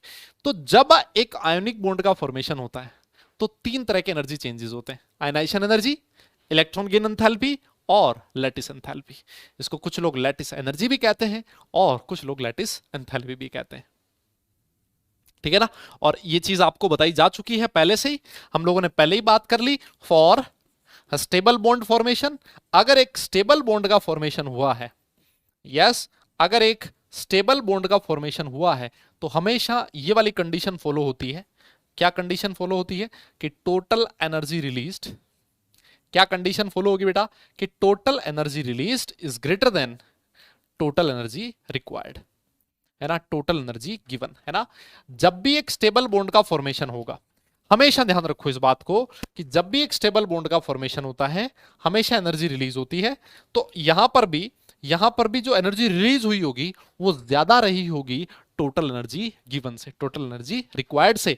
और जो टोटल प्रोसेस रहा होगा वो एक्सोथर्मिक रहा होगा। मेरे हिसाब से यहां तक कोई दिक्कत नहीं होगी। अगर आपको समझ में आ गया है थम्स अप करें, नोट कर लिया है डन लिख दें, फिर हम लोग आगे चलते हैं। अगला जो अपना टॉपिक रहेगा वो रहेगा लैटिस एनर्जी या फिर लैटिस एंथैल्पी। ये काम कर दो जल्दी से। यस यस यस, हाँ बेटा ये काम फटाफट कर दो। देखें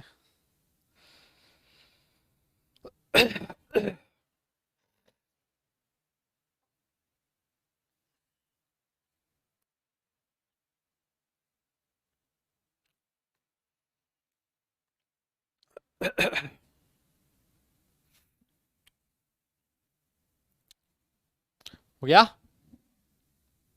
डन डन, बहुत बढ़िया बेटा, बहुत ही बढ़िया, क्या जोरदार, मतलब जबरदस्त। अब हम लोग बात कर लेते हैं बेटा लैटिस एनर्जी क्या होती है ना। अब अपना जो अगला टॉपिक है वो कौन सा है? Lattice energy. आइए आइए आइए बात कर लेते हैं। What is lattice energy? कुछ लोग इसको लैटिस एंथैल्पी भी कहते हैं, कुछ लोग लैटिस एनर्जी भी कहते हैं। कॉन्सेप्चुअली कोई दोनों में डिफरेंस है नहीं, है ना। तो देखो लैटिस एनर्जी की दो डेफिनेशन हो सकती है। एक्चुअली लैटिस एनर्जी की दो डेफिनेशन हो सकती है। देखो एक एक चीज मैं आपको समझा देता हूं, हालांकि मैंने पहले भी समझाई थी। क्या? जैसे मान लो ए और बी के बीच बॉन्ड बना, ए और बी के बीच बॉन्ड बना, तो जब बॉन्ड बना तो मान लेते हैं इतनी एनर्जी रिलीज हुई, कितनी? -10 किलो जूल पर मोल, है ना। मान लेते हैं इतनी एनर्जी रिलीज हुई, है ना। दो एटम थे ए और बी, दोनों अलग अलग घूम रहे थे, दोनों ने एक दिन आपस में मिलकर बॉन्ड बनाने की सोची, बन गया दोनों के बीच बॉन्ड। जब बॉन्ड बना तो इतनी एनर्जी रिलीज हुई। अब सोचो अगर आपको इस बॉन्ड को तोड़ना है, अगर आप इस बॉन्ड को तोड़ना चाहते हो, इस बॉन्ड को तोड़ना चाहते हो, तो आपको क्या करना पड़ेगा? इतनी ही एनर्जी वापस देनी पड़ेगी। मेरी बात आपको समझ में आ रही? मतलब जब कोई बॉन्ड टूटता है ना, मतलब जब कोई बॉन्ड बनता है तो जितनी एनर्जी रिलीज होती है उतनी ही एनर्जी देनी पड़ती है किसी बॉन्ड को तोड़ने के लिए। यस, क्या ये बात क्लियर है क्या? दादा ये बोलना पड़ेगा, क्या ये बात सही है ना, है ना। क्या बोला है मैंने, वापस सुन लो। जब बॉन्ड बनते टाइम जितनी एनर्जी रिलीज होती है उतनी ही एनर्जी अगर आप वापस दे दो तो आपका बॉन्ड वापस टूट जाएगा। इस चीज को हमेशा अपने दिमाग में रखो, है ना। इस चीज को हमेशा अपने दिमाग में रखो। क्लियर? अब देखो यही चीज यहां पर काम में आएगी। लैटिस एनर्जी क्या होती है? देखो आपके पास था, एक था गैसियस केटायन, एक था गैसियस एनायन, ये दोनों आपस में मिले और लैटिस का फॉर्मेशन किया। इस प्रोसेस में जो एनर्जी रिलीज हुई उसको आपने बोला लैटिस एंथैल्पी। यस, मान लेते हैं ये था -x किलो जूल पर मोल, है ना। कोई एक वैल्यू होगी, वो हमने मान ली कितनी? -x किलो जूल पर मोल।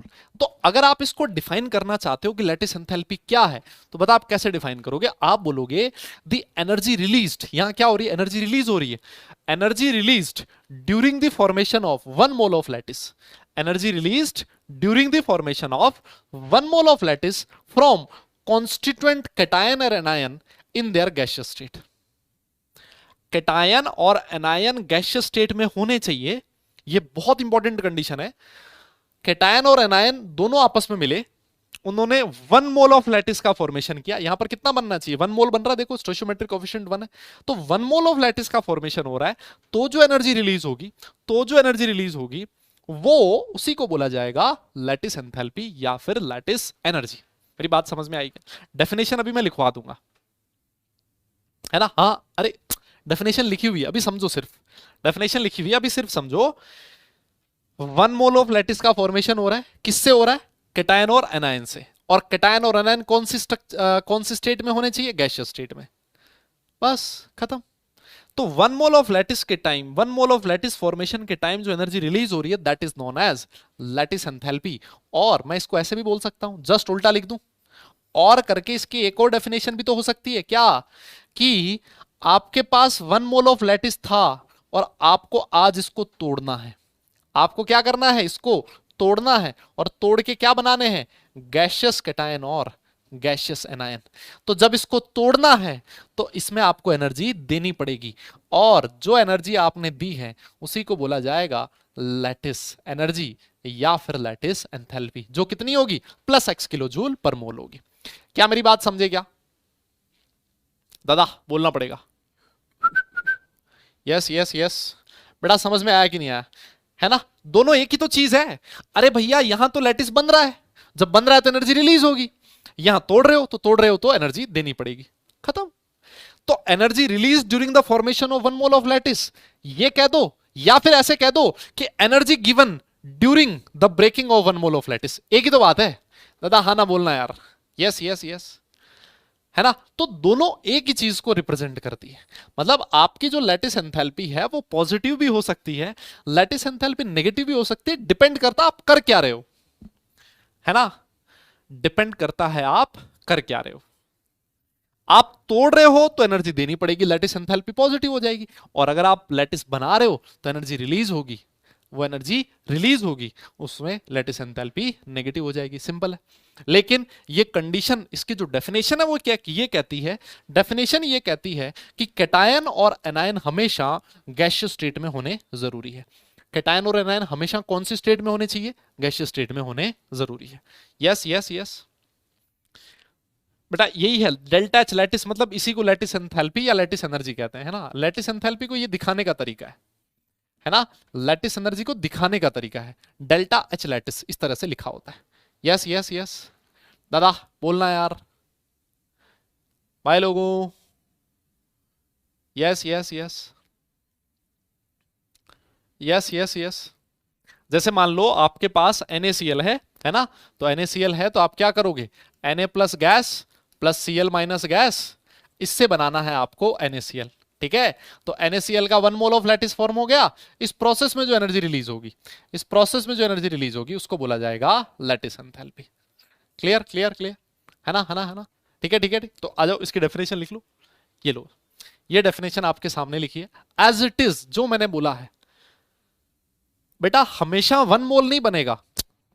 देखो कुछ लोग कह रहे हैं कि सर हमेशा 1 मोल ही बनेगा क्या? नहीं, हमेशा 1 मोल नहीं बनेगा, लेकिन लैटिस एनर्जी होगी 1 मोल के लिए define. Yes yes. Lattice energy यहां पर 2 मोल बन जाए तो क्या दिक्कत है? मान लो 2 मोल बने तो 10 जूल एनर्जी रिलीज हुई, तो लैटिस एनर्जी कितनी होगी? 5 हो जाएगी। 2 मोल बनते टाइम 10 जूल एनर्जी रिलीज हुई है, तो 1 मोल बनते टाइम कितनी होगी? 5 होगी। तो 1 मोल में जो एनर्जी रिलीज होगी उसी को लैटिस एनर्जी बोला जाएगा। 2 3 4 5 10, उसमें जो एनर्जी रिलीज होगी उसको लैटिस एनर्जी नहीं बोलोगे। लैटिस एनर्जी तभी बोला जाएगा जब 1 मोल का ब्रेकिंग हो या फिर 1 मोल बन रहा हो। मेरी बात समझ में आई क्या? Yes yes. हाँ जी हाँ जी हाँ। हाँ, Na गैसियस स्टेट में क्यों नहीं हो सकता बे? Na गैसियस स्टेट में नहीं हो सकता है? कोई भी चीज गैसियस स्टेट में नहीं हो सकती क्या?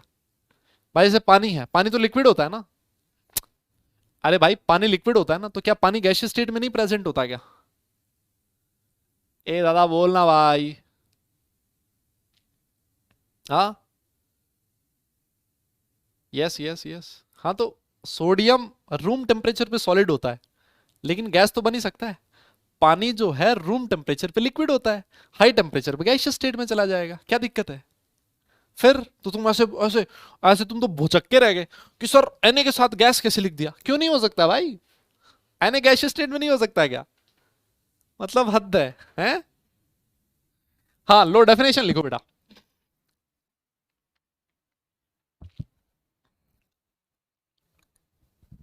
हम्म।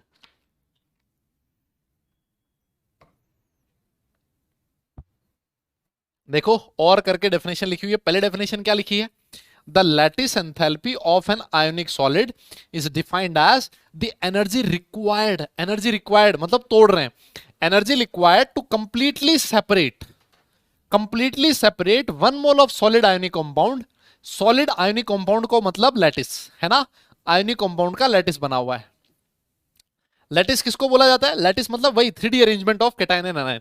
तो 1 mole of lattice into gaseous constituent ions है ना, गैसियस कैटायंस एंड एनायंस उसमें तोड़ रहे हो। और करके दूसरी डेफिनेशन क्या लिखी हुई है?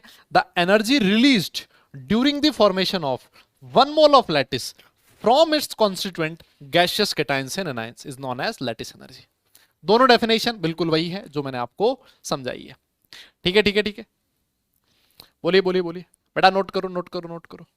और अगर नोट हो जाए तो फिर एक बार मुझे बता दो, नोट हो जाए तो डन लिख देना बेटा, आगे चलेंगे। कोई कह रहा है सर क्या कोवलेंट बॉन्ड को तोड़ने के लिए एनर्जी देनी पड़ेगी?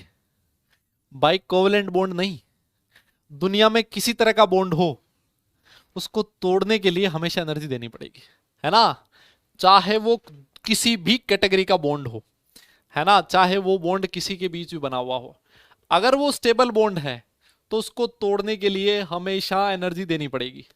बेटा ये नोट करना है, ये नोट करना, इसीलिए रुका हुआ हूं मैं। हाँ और क्या,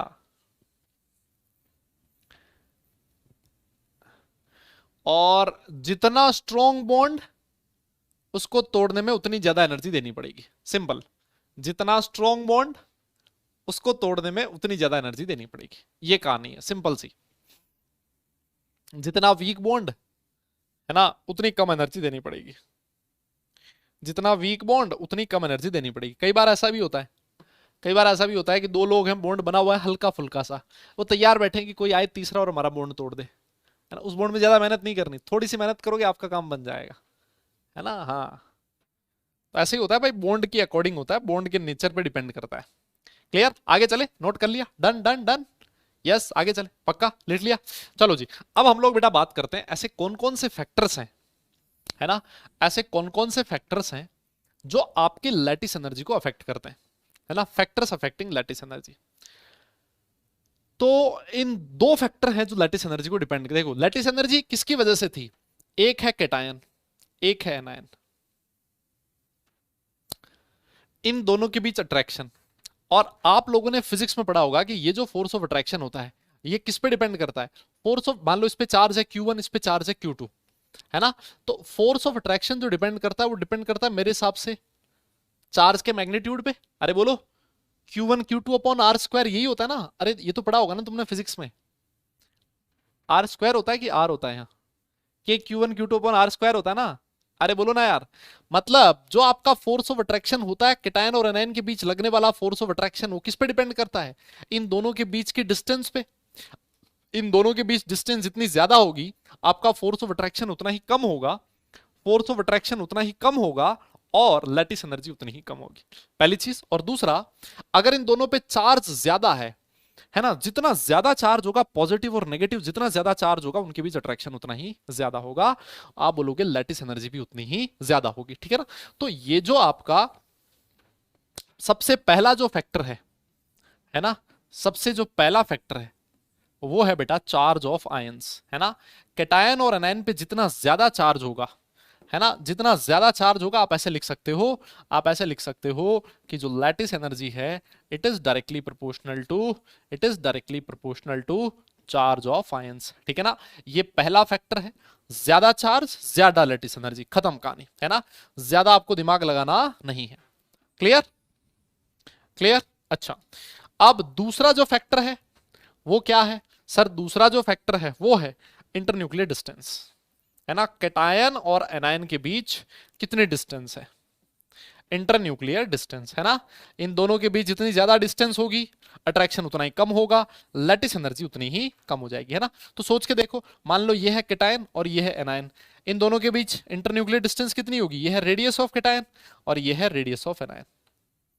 तो इंटरन्यूक्लियर डिस्टेंस कितनी हुई, अरे बोलो, इंटरन्यूक्लियर डिस्टेंस कितनी हुई, radius of cation plus radius of anion, हाँ ना, बोलो ना यार, बोलो बोलो बोलो बोलो। तो आप इसको ऐसे लिख सकते हो कि lattice energy is inversely proportional to, inversely proportional to internuclear axis, internuclear distance, sorry, internuclear distance है ना।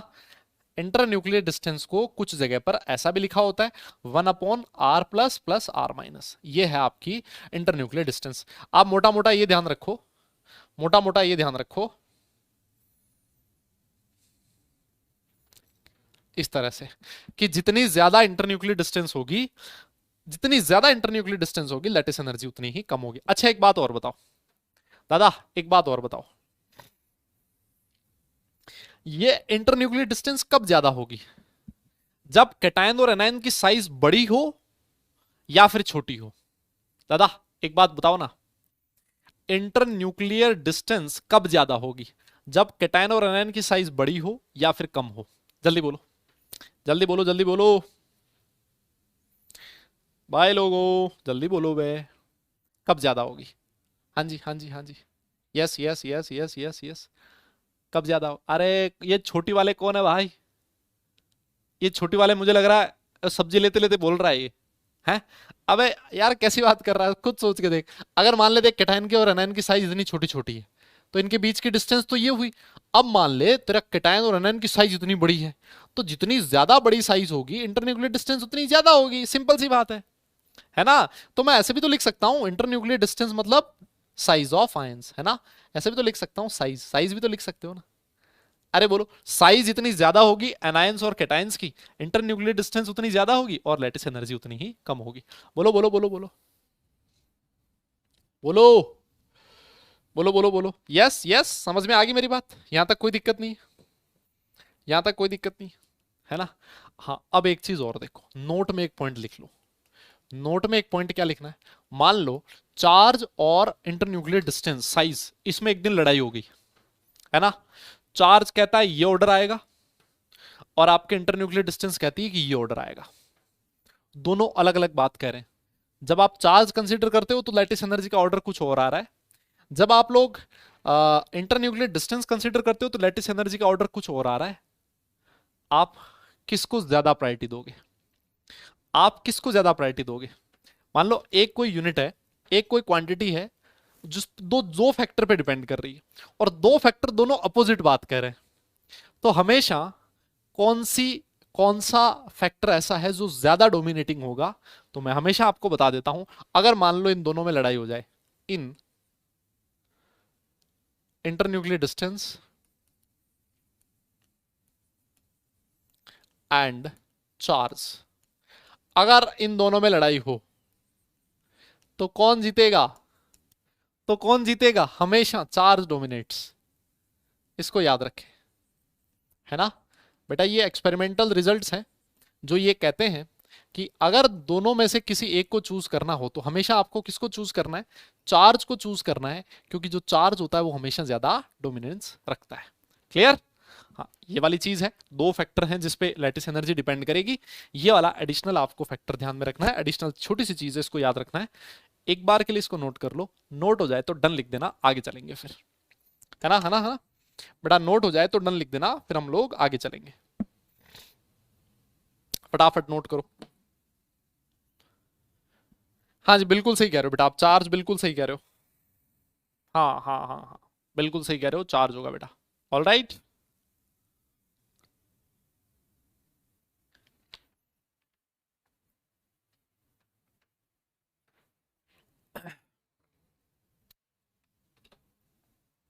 हो गया, डन। आ जाओ फिर एक क्वेश्चन करते हैं, आइए फिर एक क्वेश्चन करते हैं। ये तो हो गया ना फैक्टर्स तो। आइए फिर 6-7 क्वेश्चन आपके सामने लिखे गए हैं, है ना। आपको लैटिस एनर्जी का ऑर्डर फाइंड करना है ना। Find the order of lattice energy. यहां पर लिखे हुए हैं सब्सटेंसेस, कुल 7 क्वेश्चंस आपको दे रखे हैं, है ना। टोटल 7 क्वेश्चन आपको दे रखे हैं। मैं आपको 1 मिनट का टाइम दे रहा हूं, एक बार अपना दिमाग लगाओ, है ना, है ना, है ना। मैं आपको थोड़ा सा टाइम देना चाह रहा हूं, एक बार आप खुद से सोचो, है ना, और खुद से करने की कोशिश करो, कितने कर पाते हो, फिर उसके बाद हम लोग कैलकुलेट करेंगे। हाँ बेटा एक बार खुद से करो। हाँ क्वेश्चन आपके सामने है, एक बार खुद से ट्राई करने की कोशिश करो, फिर उसके बाद आगे चलेंगे, है ना, है ना। आपको लैटिस एनर्जी का ऑर्डर बताना है। लैटिस एनर्जी इंक्रीजिंग बता दो, डिक्रीजिंग बता दो, तुम्हारी श्रद्धा है, कोई टेंशन नहीं है। हाँ कोई सा ऑर्डर बताओ, तुम्हारी श्रद्धा है भाई, कोई सा ऑर्डर बताओ, ऑर्डर बताओ लेकिन। हाँ हाँ। ये कौन है भाई जो कह रहा है सर हो भी गया? अच्छा, देख रहे हो महान महान लोग, देख रहे हो, कह रहा है सर हो भी गया। और एक बंदा तो ये भी पूछ रहा है लैटिस एनर्जी क्या है। अब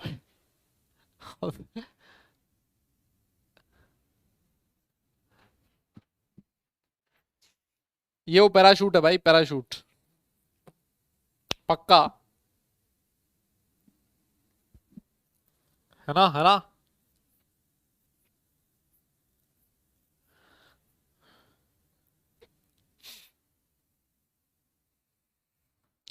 हाँ हाँ, देखो शुरू वाले दो तीन तो बहुत आसान आसान है। अरे देखो ना बेटा, देखो अभी आपने कहा दो फैक्टर है, दो फैक्टर है। लैटिस एनर्जी पहली चीज तो डिपेंड करेगी किस पे? चार्ज पे, जितना ज्यादा चार्ज, और दूसरा होगा साइज पे इनवर्सली प्रोपोर्शनल। जितनी बड़ी साइज लैटिस एनर्जी उतनी कम। अब तुम एक बात बताओ, जो पहला क्वेश्चन दिया है तुम्हें उसमें क्लोरीन तो सेम है ना, एनायन तो सेम है, तो तुम्हें सिर्फ किसकी साइज देखनी है? और देखो सब पे चार्ज सेम है, Na plus, Li plus, K plus, Rb plus, Cs plus, तो चार्ज सब पे सेम है, तुम्हें क्या देखना है? साइज देखनी है। तो साइज सबसे छोटी होगी LiCl, Li प्लस की, और Li प्लस की साइज सबसे छोटी है, इसका मतलब इसकी जो लैटिस एंथैल्पी है वो सबसे ज्यादा होगी। तो ऑर्डर क्या बनेगा? ऑर्डर बनेगा ये वाला। यस, समझ में आ गई क्या मेरी बात? दादा हाना बोलना पड़ेगा, क्लियर है। और बिल्कुल सिमिलर चीज यही है। अब देखो यहां पर सब पे चार सेम है, बेटा, मांगे, कार, स्कूटर, बाप, यस। और एनाइन भी सब जगह सेम है, CO3 CO3 CO3 CO3 CO3, A9 सब जगह सेम है, चार सेम है, तो साइज देखनी है बेटा। सबसे छोटी साइज होती है बेरिलियम की, डाउन द ग्रुप जाने पर साइज बढ़ती है, तो जितनी छोटी साइज होगी लैटिस एंथैल्पी उतनी ही ज्यादा होगी। बताइए, क्या मेरी बात समझ में आई? यस यस यस, क्लियर है ना, आसान है। यस, अच्छा तीसरे पे आओ। तीसरे में क्या करना था? यहां पर देखो सर, अब की बार कैटायन सेम है, अब की बार कैटायन सेम है, एनायन पे चार सेम है, एनायन डिफरेंट है। अब की बार साइज देख लो किसकी? एनायन की साइज देख लो। अरे बोलो, तो सबसे छोटी साइज वाला एनायन कौन सा है? सर फ्लोरीन सबसे छोटी साइज वाला है, इस वजह से लैटिस एंथैल्पी सबसे मैक्सिमम होगी। यस यस यस, अरे बोलो, समझ में आ रही है क्या मेरी बात? क्लियर है ना, आसान है ना, बहुत आसान है बेटा, जो जो बोला है वो करते जाओ। अब देखना भाई लोगों, इस वाले क्वेश्चन में देखना, हाँ इस वाले क्वेश्चन में देखना। अब की बार कैटायन दोनों जगह सेम है, Na प्लस कैटायन दोनों जगह सेम है, लेकिन एनायन है यहां पर O2 माइनस, और यहां पर है F माइनस। तो अब की बार आपको डायरेक्ट क्या देखना है? चार्ज देखना है, आपको साइज देखने की जरूरत नहीं है, क्योंकि चार्ज और साइज में से हमेशा ज्यादा डोमिनेटिंग कौन होता है? चार्ज होता है। तो अगर चार्ज भी अलग अलग हो, साइज भी अलग अलग हो, तो आपको दोनों चीज देखने की जरूरत नहीं है, आप डायरेक्ट क्या देखो? चार्ज देखो, क्योंकि अल्टीमेटली रिजल्ट तो चार्ज के अकॉर्डिंग ही आना है, और चार्ज जितना ज्यादा लैटिस एनर्जी उतनी ज्यादा। तो बेटा चार्ज एनायन पे यहां पर ज्यादा है, इसी वजह से इसी वजह से आपका जो Na2 है उसका लैटिस एंथैल्पी NaF से ज्यादा होगा। मेरी बात समझ में आ गई क्या? यस यस,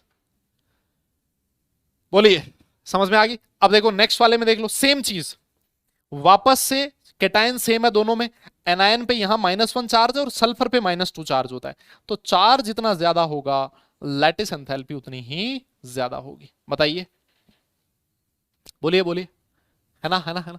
और देखो, और देखो नेक्स्ट वाले पे, एनायन तीनों में सेम है, O2 minus O2 minus O2 minus, लेकिन कैटायन पे एल्यूमिनियम पे +3, मैग्नीशियम पे +2, और सोडियम पे +1। जितना ज्यादा चार्ज लैटिस एंथैल्पी उतनी ज्यादा, जितना ज्यादा चार्ज लैटिस एंथैल्पी उतनी ज्यादा। क्या मेरी बात समझ में आई? यस यस यस यस, बोलिए, जितना ज्यादा चार्ज लैटिस एंथैल्पी उतनी ज्यादा, है ना। और सबसे लास्ट क्वेश्चन देख लो, यहां कैटायन और एनायन दोनों ही डिफरेंट डिफरेंट है, कैटायन पे चार्ज है +1, एनायन पे चार्ज है -1, एमजीओ में मैग्नीशियम पे चार्ज +2, ऑक्सीजन पे चार्ज -2। तो सर यहां पर चार्ज ज्यादा है, चार्ज ज्यादा है तो लैटिस एंथैल्पी ज्यादा होगी। ये लो जी, कितना आसान क्वेश्चन है, बताइए। यस यस, हाँ, अरे चार्ज याद रखने की जरूरत थोड़ी ना होती है, ओ भाई यार, चार थोड़ी याद रखना है यार। भाई ग्रुप वन के जो भी एलिमेंट होते हैं, है ना, भाई ग्रुप वन के जो भी एलिमेंट है सब पे चार्ज होता है +1। ग्रुप टू वाले जो भी एलिमेंट होते हैं सब पे चार्ज होता है +2। ये तो सिंपल सी बात है ना यार, ये तो सिंपल सी बात है। बोलो बोलो।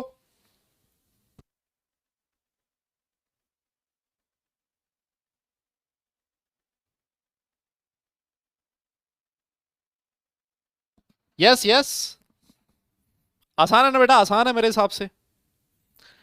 नोट कर लो, नोट कर लो। यस, फटाफट से नोट करो बेटा।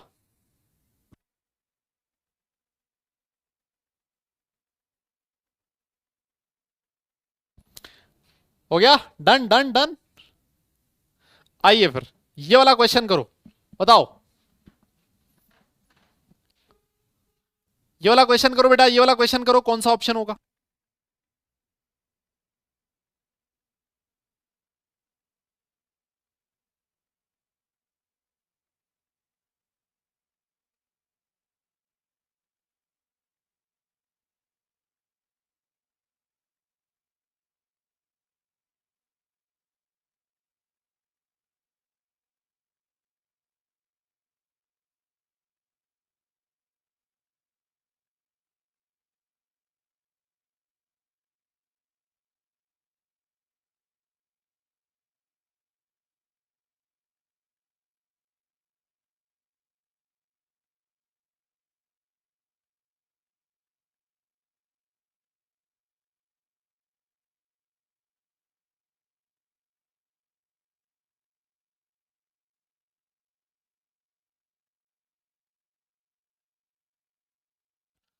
हो गया हो गया हो गया हो गया, बहुत बढ़िया बेटा, बहुत बढ़िया। देखो, ये चीज आप लोग बचपन में पढ़ते आए हो, है ना, जब आप छोटे थे तब आप लोगों ने पढ़ी थी कि जो आपके आयोनिक सॉलिड्स होते हैं, आयोनिक कंपाउंड्स होते हैं, वो कभी भी सॉलिड फेज में इलेक्ट्रिसिटी कंडक्ट नहीं करते, है ना। सॉलिड फेज में इलेक्ट्रिसिटी क्यों नहीं कंडक्ट करते? बिकॉज सॉलिड फेज में आपको आयंस नहीं मिलेंगे, है ना। जब NaCl होगा तो सॉलिड फेज रहेगा, तो सॉलिड फेज में आयंस कंडक्ट नहीं करते। ये सिंपल सी बात है ना। तो इस चीज को आप लिख भी सकते हो कि ionic compounds conduct electricity, conduct electricity in aqueous और मोल्टन स्टेट ओनली, है ना। एक्वस और मोल्टन स्टेट ओनली, है ना भैया। वो आयोनिक स्टेट में कंडक्टिविटी शो नहीं करते हैं, सिंपल सी बात है, ठीक है। आइए फिर आगे चलते हैं, आइए फिर आगे चलते हैं, नेक्स्ट क्वेश्चन। हाँ, ये वाला क्वेश्चन देखो, which ionic solid would required the most energy to form gaseous ions. किसके लिए मैक्सिमम एनर्जी देनी पड़ेगी गैसियस आयन फॉर्म करने के लिए? यस यस यस, हाँ, मैक्सिमम एनर्जी किसमें देनी पड़ेगी बेटा? इसका पोल आएगा आपकी स्क्रीन पर, इसका मैं पोल दूंगा भाई, अगर पोल होगा तो। हाँ, मैंने पोल स्टार्ट कर दिया, आप लोगों की स्क्रीन पर है। यस यस यस यस, मैंने पोल स्टार्ट कर दिया बेटा, आपकी स्क्रीन पर है।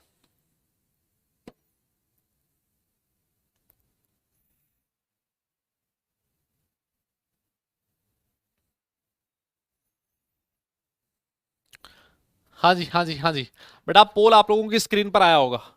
देखो देखो देखो, कौन सा ऑप्शन करेक्ट होगा बेटा? ग्रेफाइट मतलब आयनिक कंपाउंड थोड़ी ना है ग्रेफाइट। हाँ जी हाँ जी हाँ जी, चलिए रिजल्ट देख लेते हैं, रिजल्ट देख लेते हैं। और 46% लोगों ने सही जवाब दिया है। मिशित, नैनांश, गुरु गुलाब खत्री, फिर दक्ष और ध्रुव। बहुत बढ़िया बेटा, वेरी गुड। आप लोगों को बहुत बहुत बधाई हो। देखो कैसे पता लगा? अरे भाई ये डायरेक्ट आपसे पूछ रहा है लेटिस एनर्जी किसकी ज्यादा है। क्वेश्चन क्या पूछ रहा है? लेटिस एनर्जी किसकी ज्यादा है। ये आयोनिक कंपाउंड दे रखे हैं, गैसियस आयंस में तोड़ना है, तो लेटिस एनर्जी तो देनी पड़ेगी। देखो यहाँ पर Na+ पे चार्ज है +1, एनायन पे चार्ज है -1, यहाँ केटाइन पे +1, ऑक्सीजन पे -2, यहाँ केटाइन पे भी +2, ऑक्सीजन पे भी -2, यहाँ Mg पे +2, फ्लोरीन पे -1। तो कहां पर केटाइन पे सबसे ज्यादा चार्ज है? सर चार्ज हमें दिख रहा है केटाइन और एनायन में सबसे ज्यादा चार्ज सी में दिख रहा है। केटाइन पर भी +2, एनायन पर भी -2, तो केटाइन और एनायन पे चार्ज सबसे ज्यादा है, लैटिस एनर्जी सबसे ज्यादा होगी। एक और क्वेश्चन, एक और क्वेश्चन आपकी स्क्रीन पर है ना। एक और क्वेश्चन आपकी स्क्रीन पर है, लिखता है मोस्ट आयोनिक कंपाउंड्स हैव। चार चीजें आपके सामने लिखी हैं, है ना, चार चीजें आपके सामने लिखी है और आपको इसमें से करेक्ट स्टेटमेंट बताना है ना, आपको इसमें से करेक्ट स्टेटमेंट बताना है। ठीक है, आराम से चार चीजें पढ़ लो, चारों ऑप्शन पढ़ लो, फिर उसके बाद में हम लोग बात करेंगे। हाँ हाँ, चारों ऑप्शन पढ़ लो आराम से, कोई दिक्कत नहीं है। पढ़ लिया? अब मैं पोल स्टार्ट कर देता हूं, पोल आप लोगों की स्क्रीन पर है। हाँ जी हाँ जी, पोल है बेटा आपकी स्क्रीन पर है।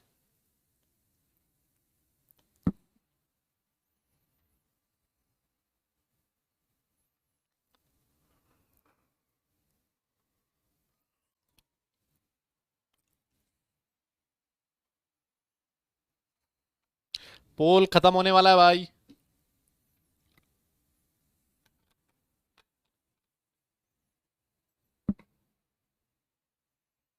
हम्म, क्या बात क्या बात क्या बात, बहुत बढ़िया बेटा। पोषण, हल्दर, गुरु, गुलाब खत्री, फिर तीर्थ, फिर कुणाल और फिर पार्थ। क्या बात, जबरदस्त। देखो क्या लिखा है, आयनिक कंपाउंड का मेल्टिंग पॉइंट हाई होता है, बिल्कुल सही बात है, लेकिन बॉइलिंग पॉइंट लो होता है, ये गलत बात है यार, ये गलत बात कह दी इसने।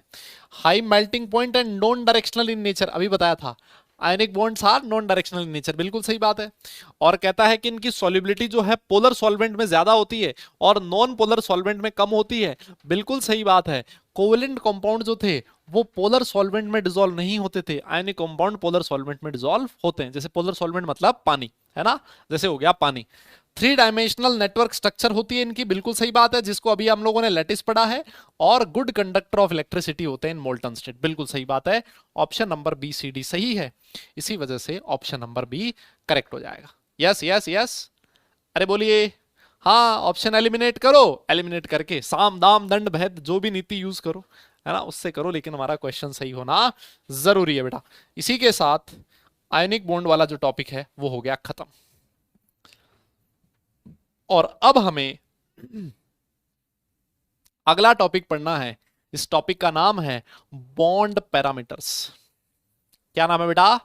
Bond parameters. तो अगला हेडिंग लिखो बेटा, सारे लोग अगला हेडिंग लिखो, बॉन्ड पैरामीटर्स, है ना। क्या होते हैं बॉन्ड पैरामीटर, का मतलब क्या है? हम लोगों ने अभी ये पढ़ा कि बॉन्ड क्या होता है ना, लुईस थ्योरी क्या कहती है बॉन्ड फॉर्मेशन की।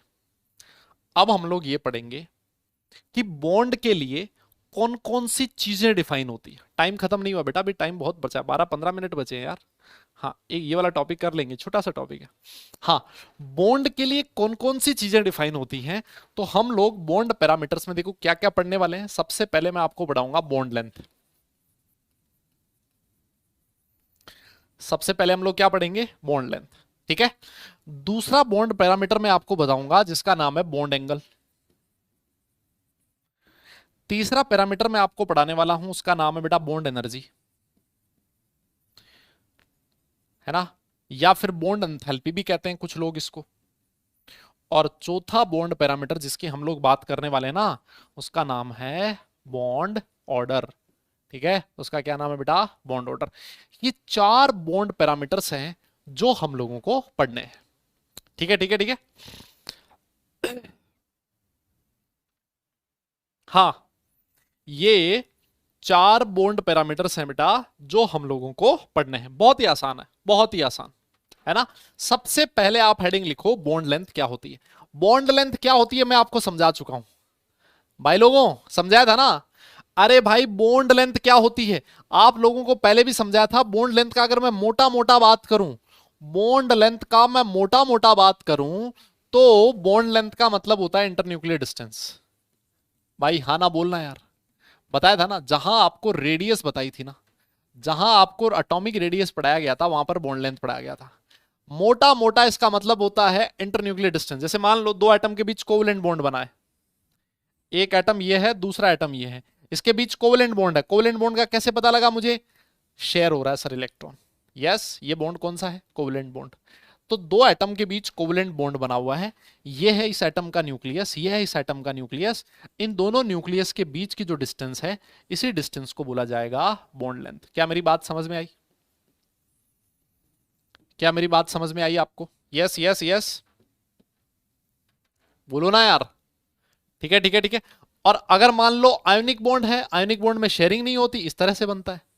यह आपका आयोनिक बॉन्ड है, ये आपका बेटा आयोनिक बॉन्ड। तो आयोनिक बॉन्ड में ये वाली जो इंटरन्यूक्लियर डिस्टेंस है ना, है ना, है ना, ये वाली हो जाएगी internuclear distance. This is known as bond length.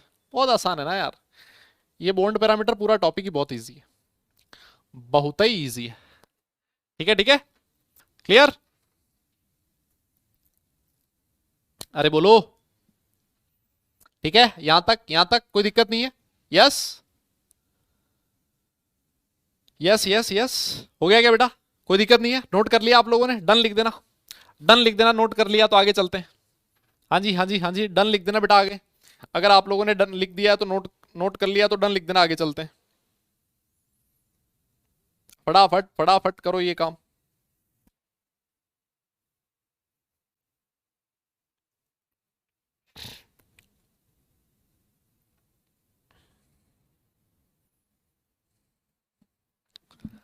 Yes, बहुत बढ़िया। तो अब हम लोग बात करने वाले हैं बेटा, ऐसे कौन कौन से फैक्टर्स हैं जो आयोनिक बॉन्ड को अफेक्ट, अरे फैक्टर्स अफेक्टिंग आयोनिक बॉन्ड क्यों लिखा है? फैक्टर्स अफेक्टिंग बॉन्ड लेंथ होना चाहिए ना भाई, क्या बात कर रहे हो? हाँ, फैक्टर्स अफेक्टिंग बॉन्ड लेंथ। बेटा सबसे पहला फैक्टर कॉमन सेंस वाला है, सबसे पहला फैक्टर कॉमन सेंस की बात है। सिंपल सी चीज देखो, अगर इनकी साइज बड़ी होगी, अगर आपके एटम्स की साइज बड़ी होगी, तो ऑब्वियस सी बात है उनकी इंटरन्यूक्लियर डिस्टेंस ज्यादा होगी, है ना?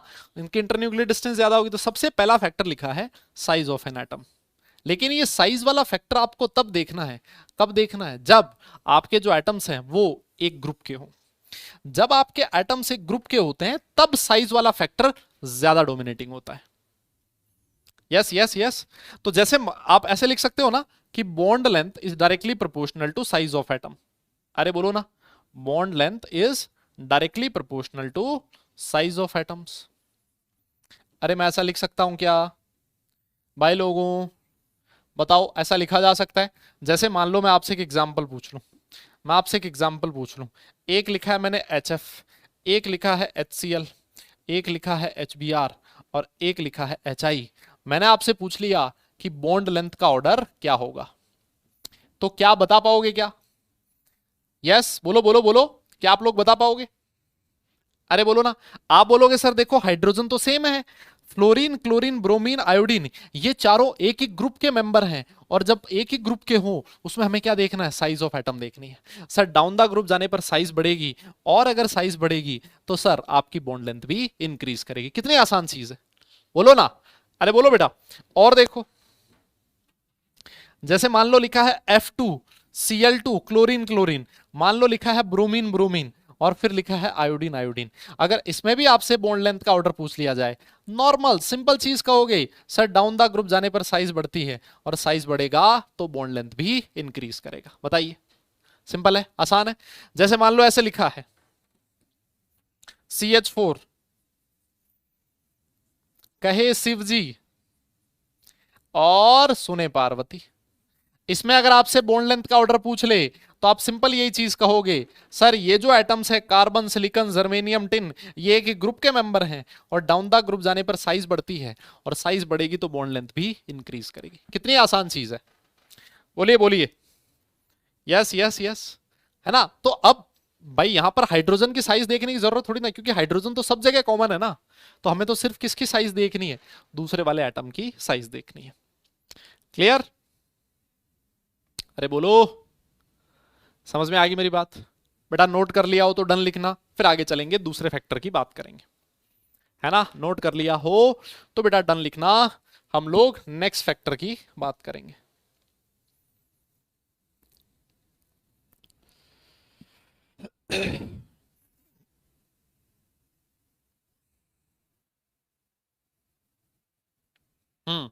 हो गया, बहुत बढ़िया। ये पहला फैक्टर था बेटा। दूसरा फैक्टर आता है, अच्छा तीसरा फैक्टर आ गया सीधा ही, दूसरा कहां गया फिर? दूसरा गायब हो गया। चलो कोई बात नहीं, दूसरा मैं बनाता हूं। हाँ, दूसरा जो फैक्टर है, ये पहला फैक्टर था, दूसरा जो फैक्टर है बेटा वो है बॉन्ड मल्टीप्लिसिटी, है ना? Multiplicity of bond. दूसरा जो फैक्टर है वो है मल्टीप्लिसिटी ऑफ बॉन्ड। मल्टीप्लिसिटी का मतलब क्या है? बहुत सारे लोग इस वर्ड का नाम सुनते ही घबरा जाएंगे, है ना? बहुत सारे लोग नाम सुन के घबरा जाएंगे। अरे भाई, बॉन्ड मल्टीप्लिसिटी का मतलब सिर्फ इतना सा है, कितने बॉन्ड बने हुए हैं दो एटम के बीच। मल्टीप्लिसिटी का मतलब दो एटम के बीच कितने बॉन्ड है ना? दो एटम के बीच कितने बॉन्ड है। ये तो बहुत आसान है, उसको बोला जाता है बॉन्ड मल्टीप्लिसिटी। जैसे मान लो, एक मैंने लिखा है कार्बन कार्बन के बीच सिंगल बॉन्ड, यहां लिखा है कार्बन कार्बन के बीच डबल बॉन्ड, और यहां लिखा है कार्बन कार्बन के बीच ट्रिपल बॉन्ड। Yes yes. तो अगर मैं तुमसे पूछूं यहां पर बॉन्ड मल्टीप्लिसिटी कितनी है, तो आप बोलोगे 1। यहां पर बॉन्ड मल्टीप्लिसिटी कितनी है, तो आप बोलोगे 2। यहां पर बॉन्ड मल्टीप्लिसिटी कितनी है, तो बोलोगे 3। कोई कह रहा पीपीटी बनाने वाले को पैसा नहीं दिया। भाई पीपीटी मैं खुद बनाता हूं भाई। यार कैसी बात कर रहे हो तुम? अब ये क्रेडिट भी मेरे से छीन लोगे तुम? हैं? ये क्रेडिट भी मेरे से छीन लोगे? भाई मैं खुद बनाता हूं, किसी से नहीं बनवाता हूं। हाँ बताओ, इतनी मेहनत करके पीपीटी बनाता हूं, और फिर तुम मतलब ऐसे करोगे? अब हद है मतलब। हाँ, तो देखो बेटा, बॉन्ड मल्टीप्लिसिटी का मतलब है दो एटम के बीच कितने बॉन्ड है। यहाँ एक बॉन्ड है, यहाँ दो है, यहाँ तीन है। तो यहाँ बॉन्ड मल्टीप्लिसिटी 1, यहाँ बॉन्ड मल्टीप्लिसिटी 2, और यहाँ बॉन्ड मल्टीप्लिसिटी 3 होगी। तो हमेशा ध्यान रखें, बॉन्ड मल्टीप्लिसिटी जितनी ज्यादा होगी बेटा, बॉन्ड लेंथ उतनी ही कम हो जाएगी।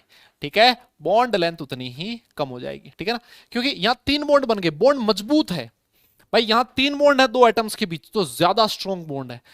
तीन बॉन्ड ज्यादा मजबूत है। ज्यादा मजबूत तभी होगा जब इनके बीच डिस्टेंस कम होगी। अट्रैक्शन ज्यादा होगा, अट्रैक्शन ज्यादा है तो डिस्टेंस कम है। यस यस यस, मेरी बात समझ में आई? हाँ, तो ये चीज याद रखें कि जो बॉन्ड मल्टीप्लिसिटी है, bond multiplicity is inversely proportional to bond length. ठीक है, is inversely proportional to bond length. ये चीज इंपॉर्टेंट है। ऑल राइट, ये बेटा दूसरा फैक्टर है। This is the second factor which affects. ये दूसरा फैक्टर है जो अफेक्ट करता है क्या? जो अफेक्ट करता है किसको? जो अफेक्ट करता है बॉन्ड लेंथ को। ठीक है, पहला फैक्टर वो था साइज का, लेकिन साइज वाला फैक्टर बेटा कब देखना होता है? जब एटम एक ही ग्रुप के हों। दूसरा फैक्टर बॉन्ड मल्टीप्लिसिटी, मतलब दो एटम के बीच कितने बॉन्ड है। जितने ज्यादा एटम्स, जितने ज्यादा बॉन्ड रहे होंगे, वो बॉन्ड उतना ही छोटा रहा होगा, उतना ही बॉन्ड लेंथ उसकी कम रही होगी। अब तीसरा फैक्टर और लास्ट फैक्टर है, तीसरा फैक्टर और लास्ट फैक्टर है, वो है इलेक्ट्रोनेगेटिविटी डिफरेंस। हाँ, फैक्टर्स अफेक्टिंग किसको? बॉन्ड लेंथ को, है ना? यस बेटा, ये तीसरा फैक्टर है, लास्ट फैक्टर है। ये आज का लास्ट सब टॉपिक है अपना, है ना? फिर आपको क्लास से छुट्टी दे दी जाएगी। हाँ, तो तीसरा टॉपिक है बेटा, तीसरा फैक्टर है electronegativity difference between two bonded atoms. दो एटम्स के बीच कितना इलेक्ट्रोनेगेटिविटी का डिफरेंस है। जैसे मान लो मैं आपसे पूछूं, एक बॉन्ड है कार्बन हाइड्रोजन, एक है कार्बन नाइट्रोजन, एक है हाइड्रोजन ऑक्सीजन, और एक है हाइड्रोजन फ्लोरीन। मैं आपसे पूछ लूं कि बताओ किसकी बॉन्ड लेंथ सबसे ज्यादा है? किस केस में बॉन्ड लेंथ सबसे ज्यादा होगी? तो आपको क्या करना है, एक चीज नोट चेक करनी है। आपको ये चीज चेक करनी है कि जो एटम्स दे रखे हैं वो एक ग्रुप के हैं या फिर एक पीरियड के हैं। यहां पर देखो, कार्बन, नाइट्रोजन, ऑक्सीजन, फ्लोरीन, ये एक ही पीरियड के मेंबर है। देखो, पिछले वाला जो आपको फर्स्ट फैक्टर लिखवाया गया था ना, वो कब लिखवाया गया था? जब एटम एक ग्रुप के हों। तो जब एटम एक ग्रुप के होते हैं तो हमेशा उनमें साइज देखनी होती है। इस बात को याद रखें, जब एटम एक ग्रुप के हैं तो साइज देखनी है, जब एटम एक पीरियड के हैं तो इलेक्ट्रोनेगेटिविटी देखनी है ना? और आप लोग बोलोगे, आप लोग क्या बोलोगे? Sir bond length is inversely proportional to electronegativity difference. Yes, electronegativity difference.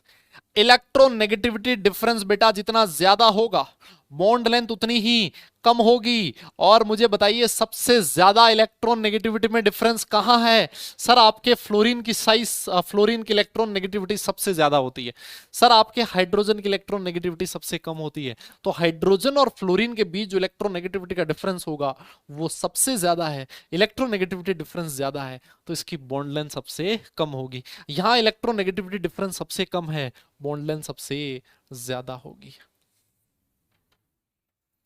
Yes yes yes भाई, देखो सिंपल सी कॉमन सेंस की बात है। कैसे कॉमन सेंस की? कैसे भाई, अगर इन दोनों की इलेक्ट्रॉन नेगेटिविटी में डिफरेंस ज्यादा है, मतलब शेयर्ड पेयर ऑफ इलेक्ट्रॉन्स को फ्लोरीन अपनी तरफ खींच रहा है। जब शेयर्ड पेयर ऑफ इलेक्ट्रॉन्स अपनी तरफ खींचेगा तो उनके बीच इंटरन्यूक्लियर डिस्टेंस कम होगी और बॉन्ड लेंथ भी डिक्रीज कर जाएगी। आप इस तरह से ध्यान में रख सकते हो। ठीक है ठीक है ठीक है, मेरी बात समझ में आ गई? क्लियर? तो देखो सबसे इंपॉर्टेंट चीज होती है कि कौन सा फैक्टर कब देखना है। बहुत सारे लोग इसमें साइज वाला फैक्टर लगा के आ जाएंगे, है ना। बहुत सारे लोग किसी में इलेक्ट्रॉन नेगेटिविटी डिफरेंस जहां नहीं लगाना चाहिए वहां पर लगा के आ जाएंगे। तो हमेशा एक चीज ध्यान दो, कौन सा फैक्टर कहां लगाना है, ये सबसे इंपॉर्टेंट चीज है। तो जब एटम्स एक पीरियड के हों तो इलेक्ट्रॉन नेगेटिविटी डिफरेंस लगाओ, जब एटम्स एक ग्रुप के हों तो हमेशा साइज वाला फैक्टर लगाओ। आपका क्वेश्चन हमेशा सही मिलेगा। ठीक है, ऑल राइट।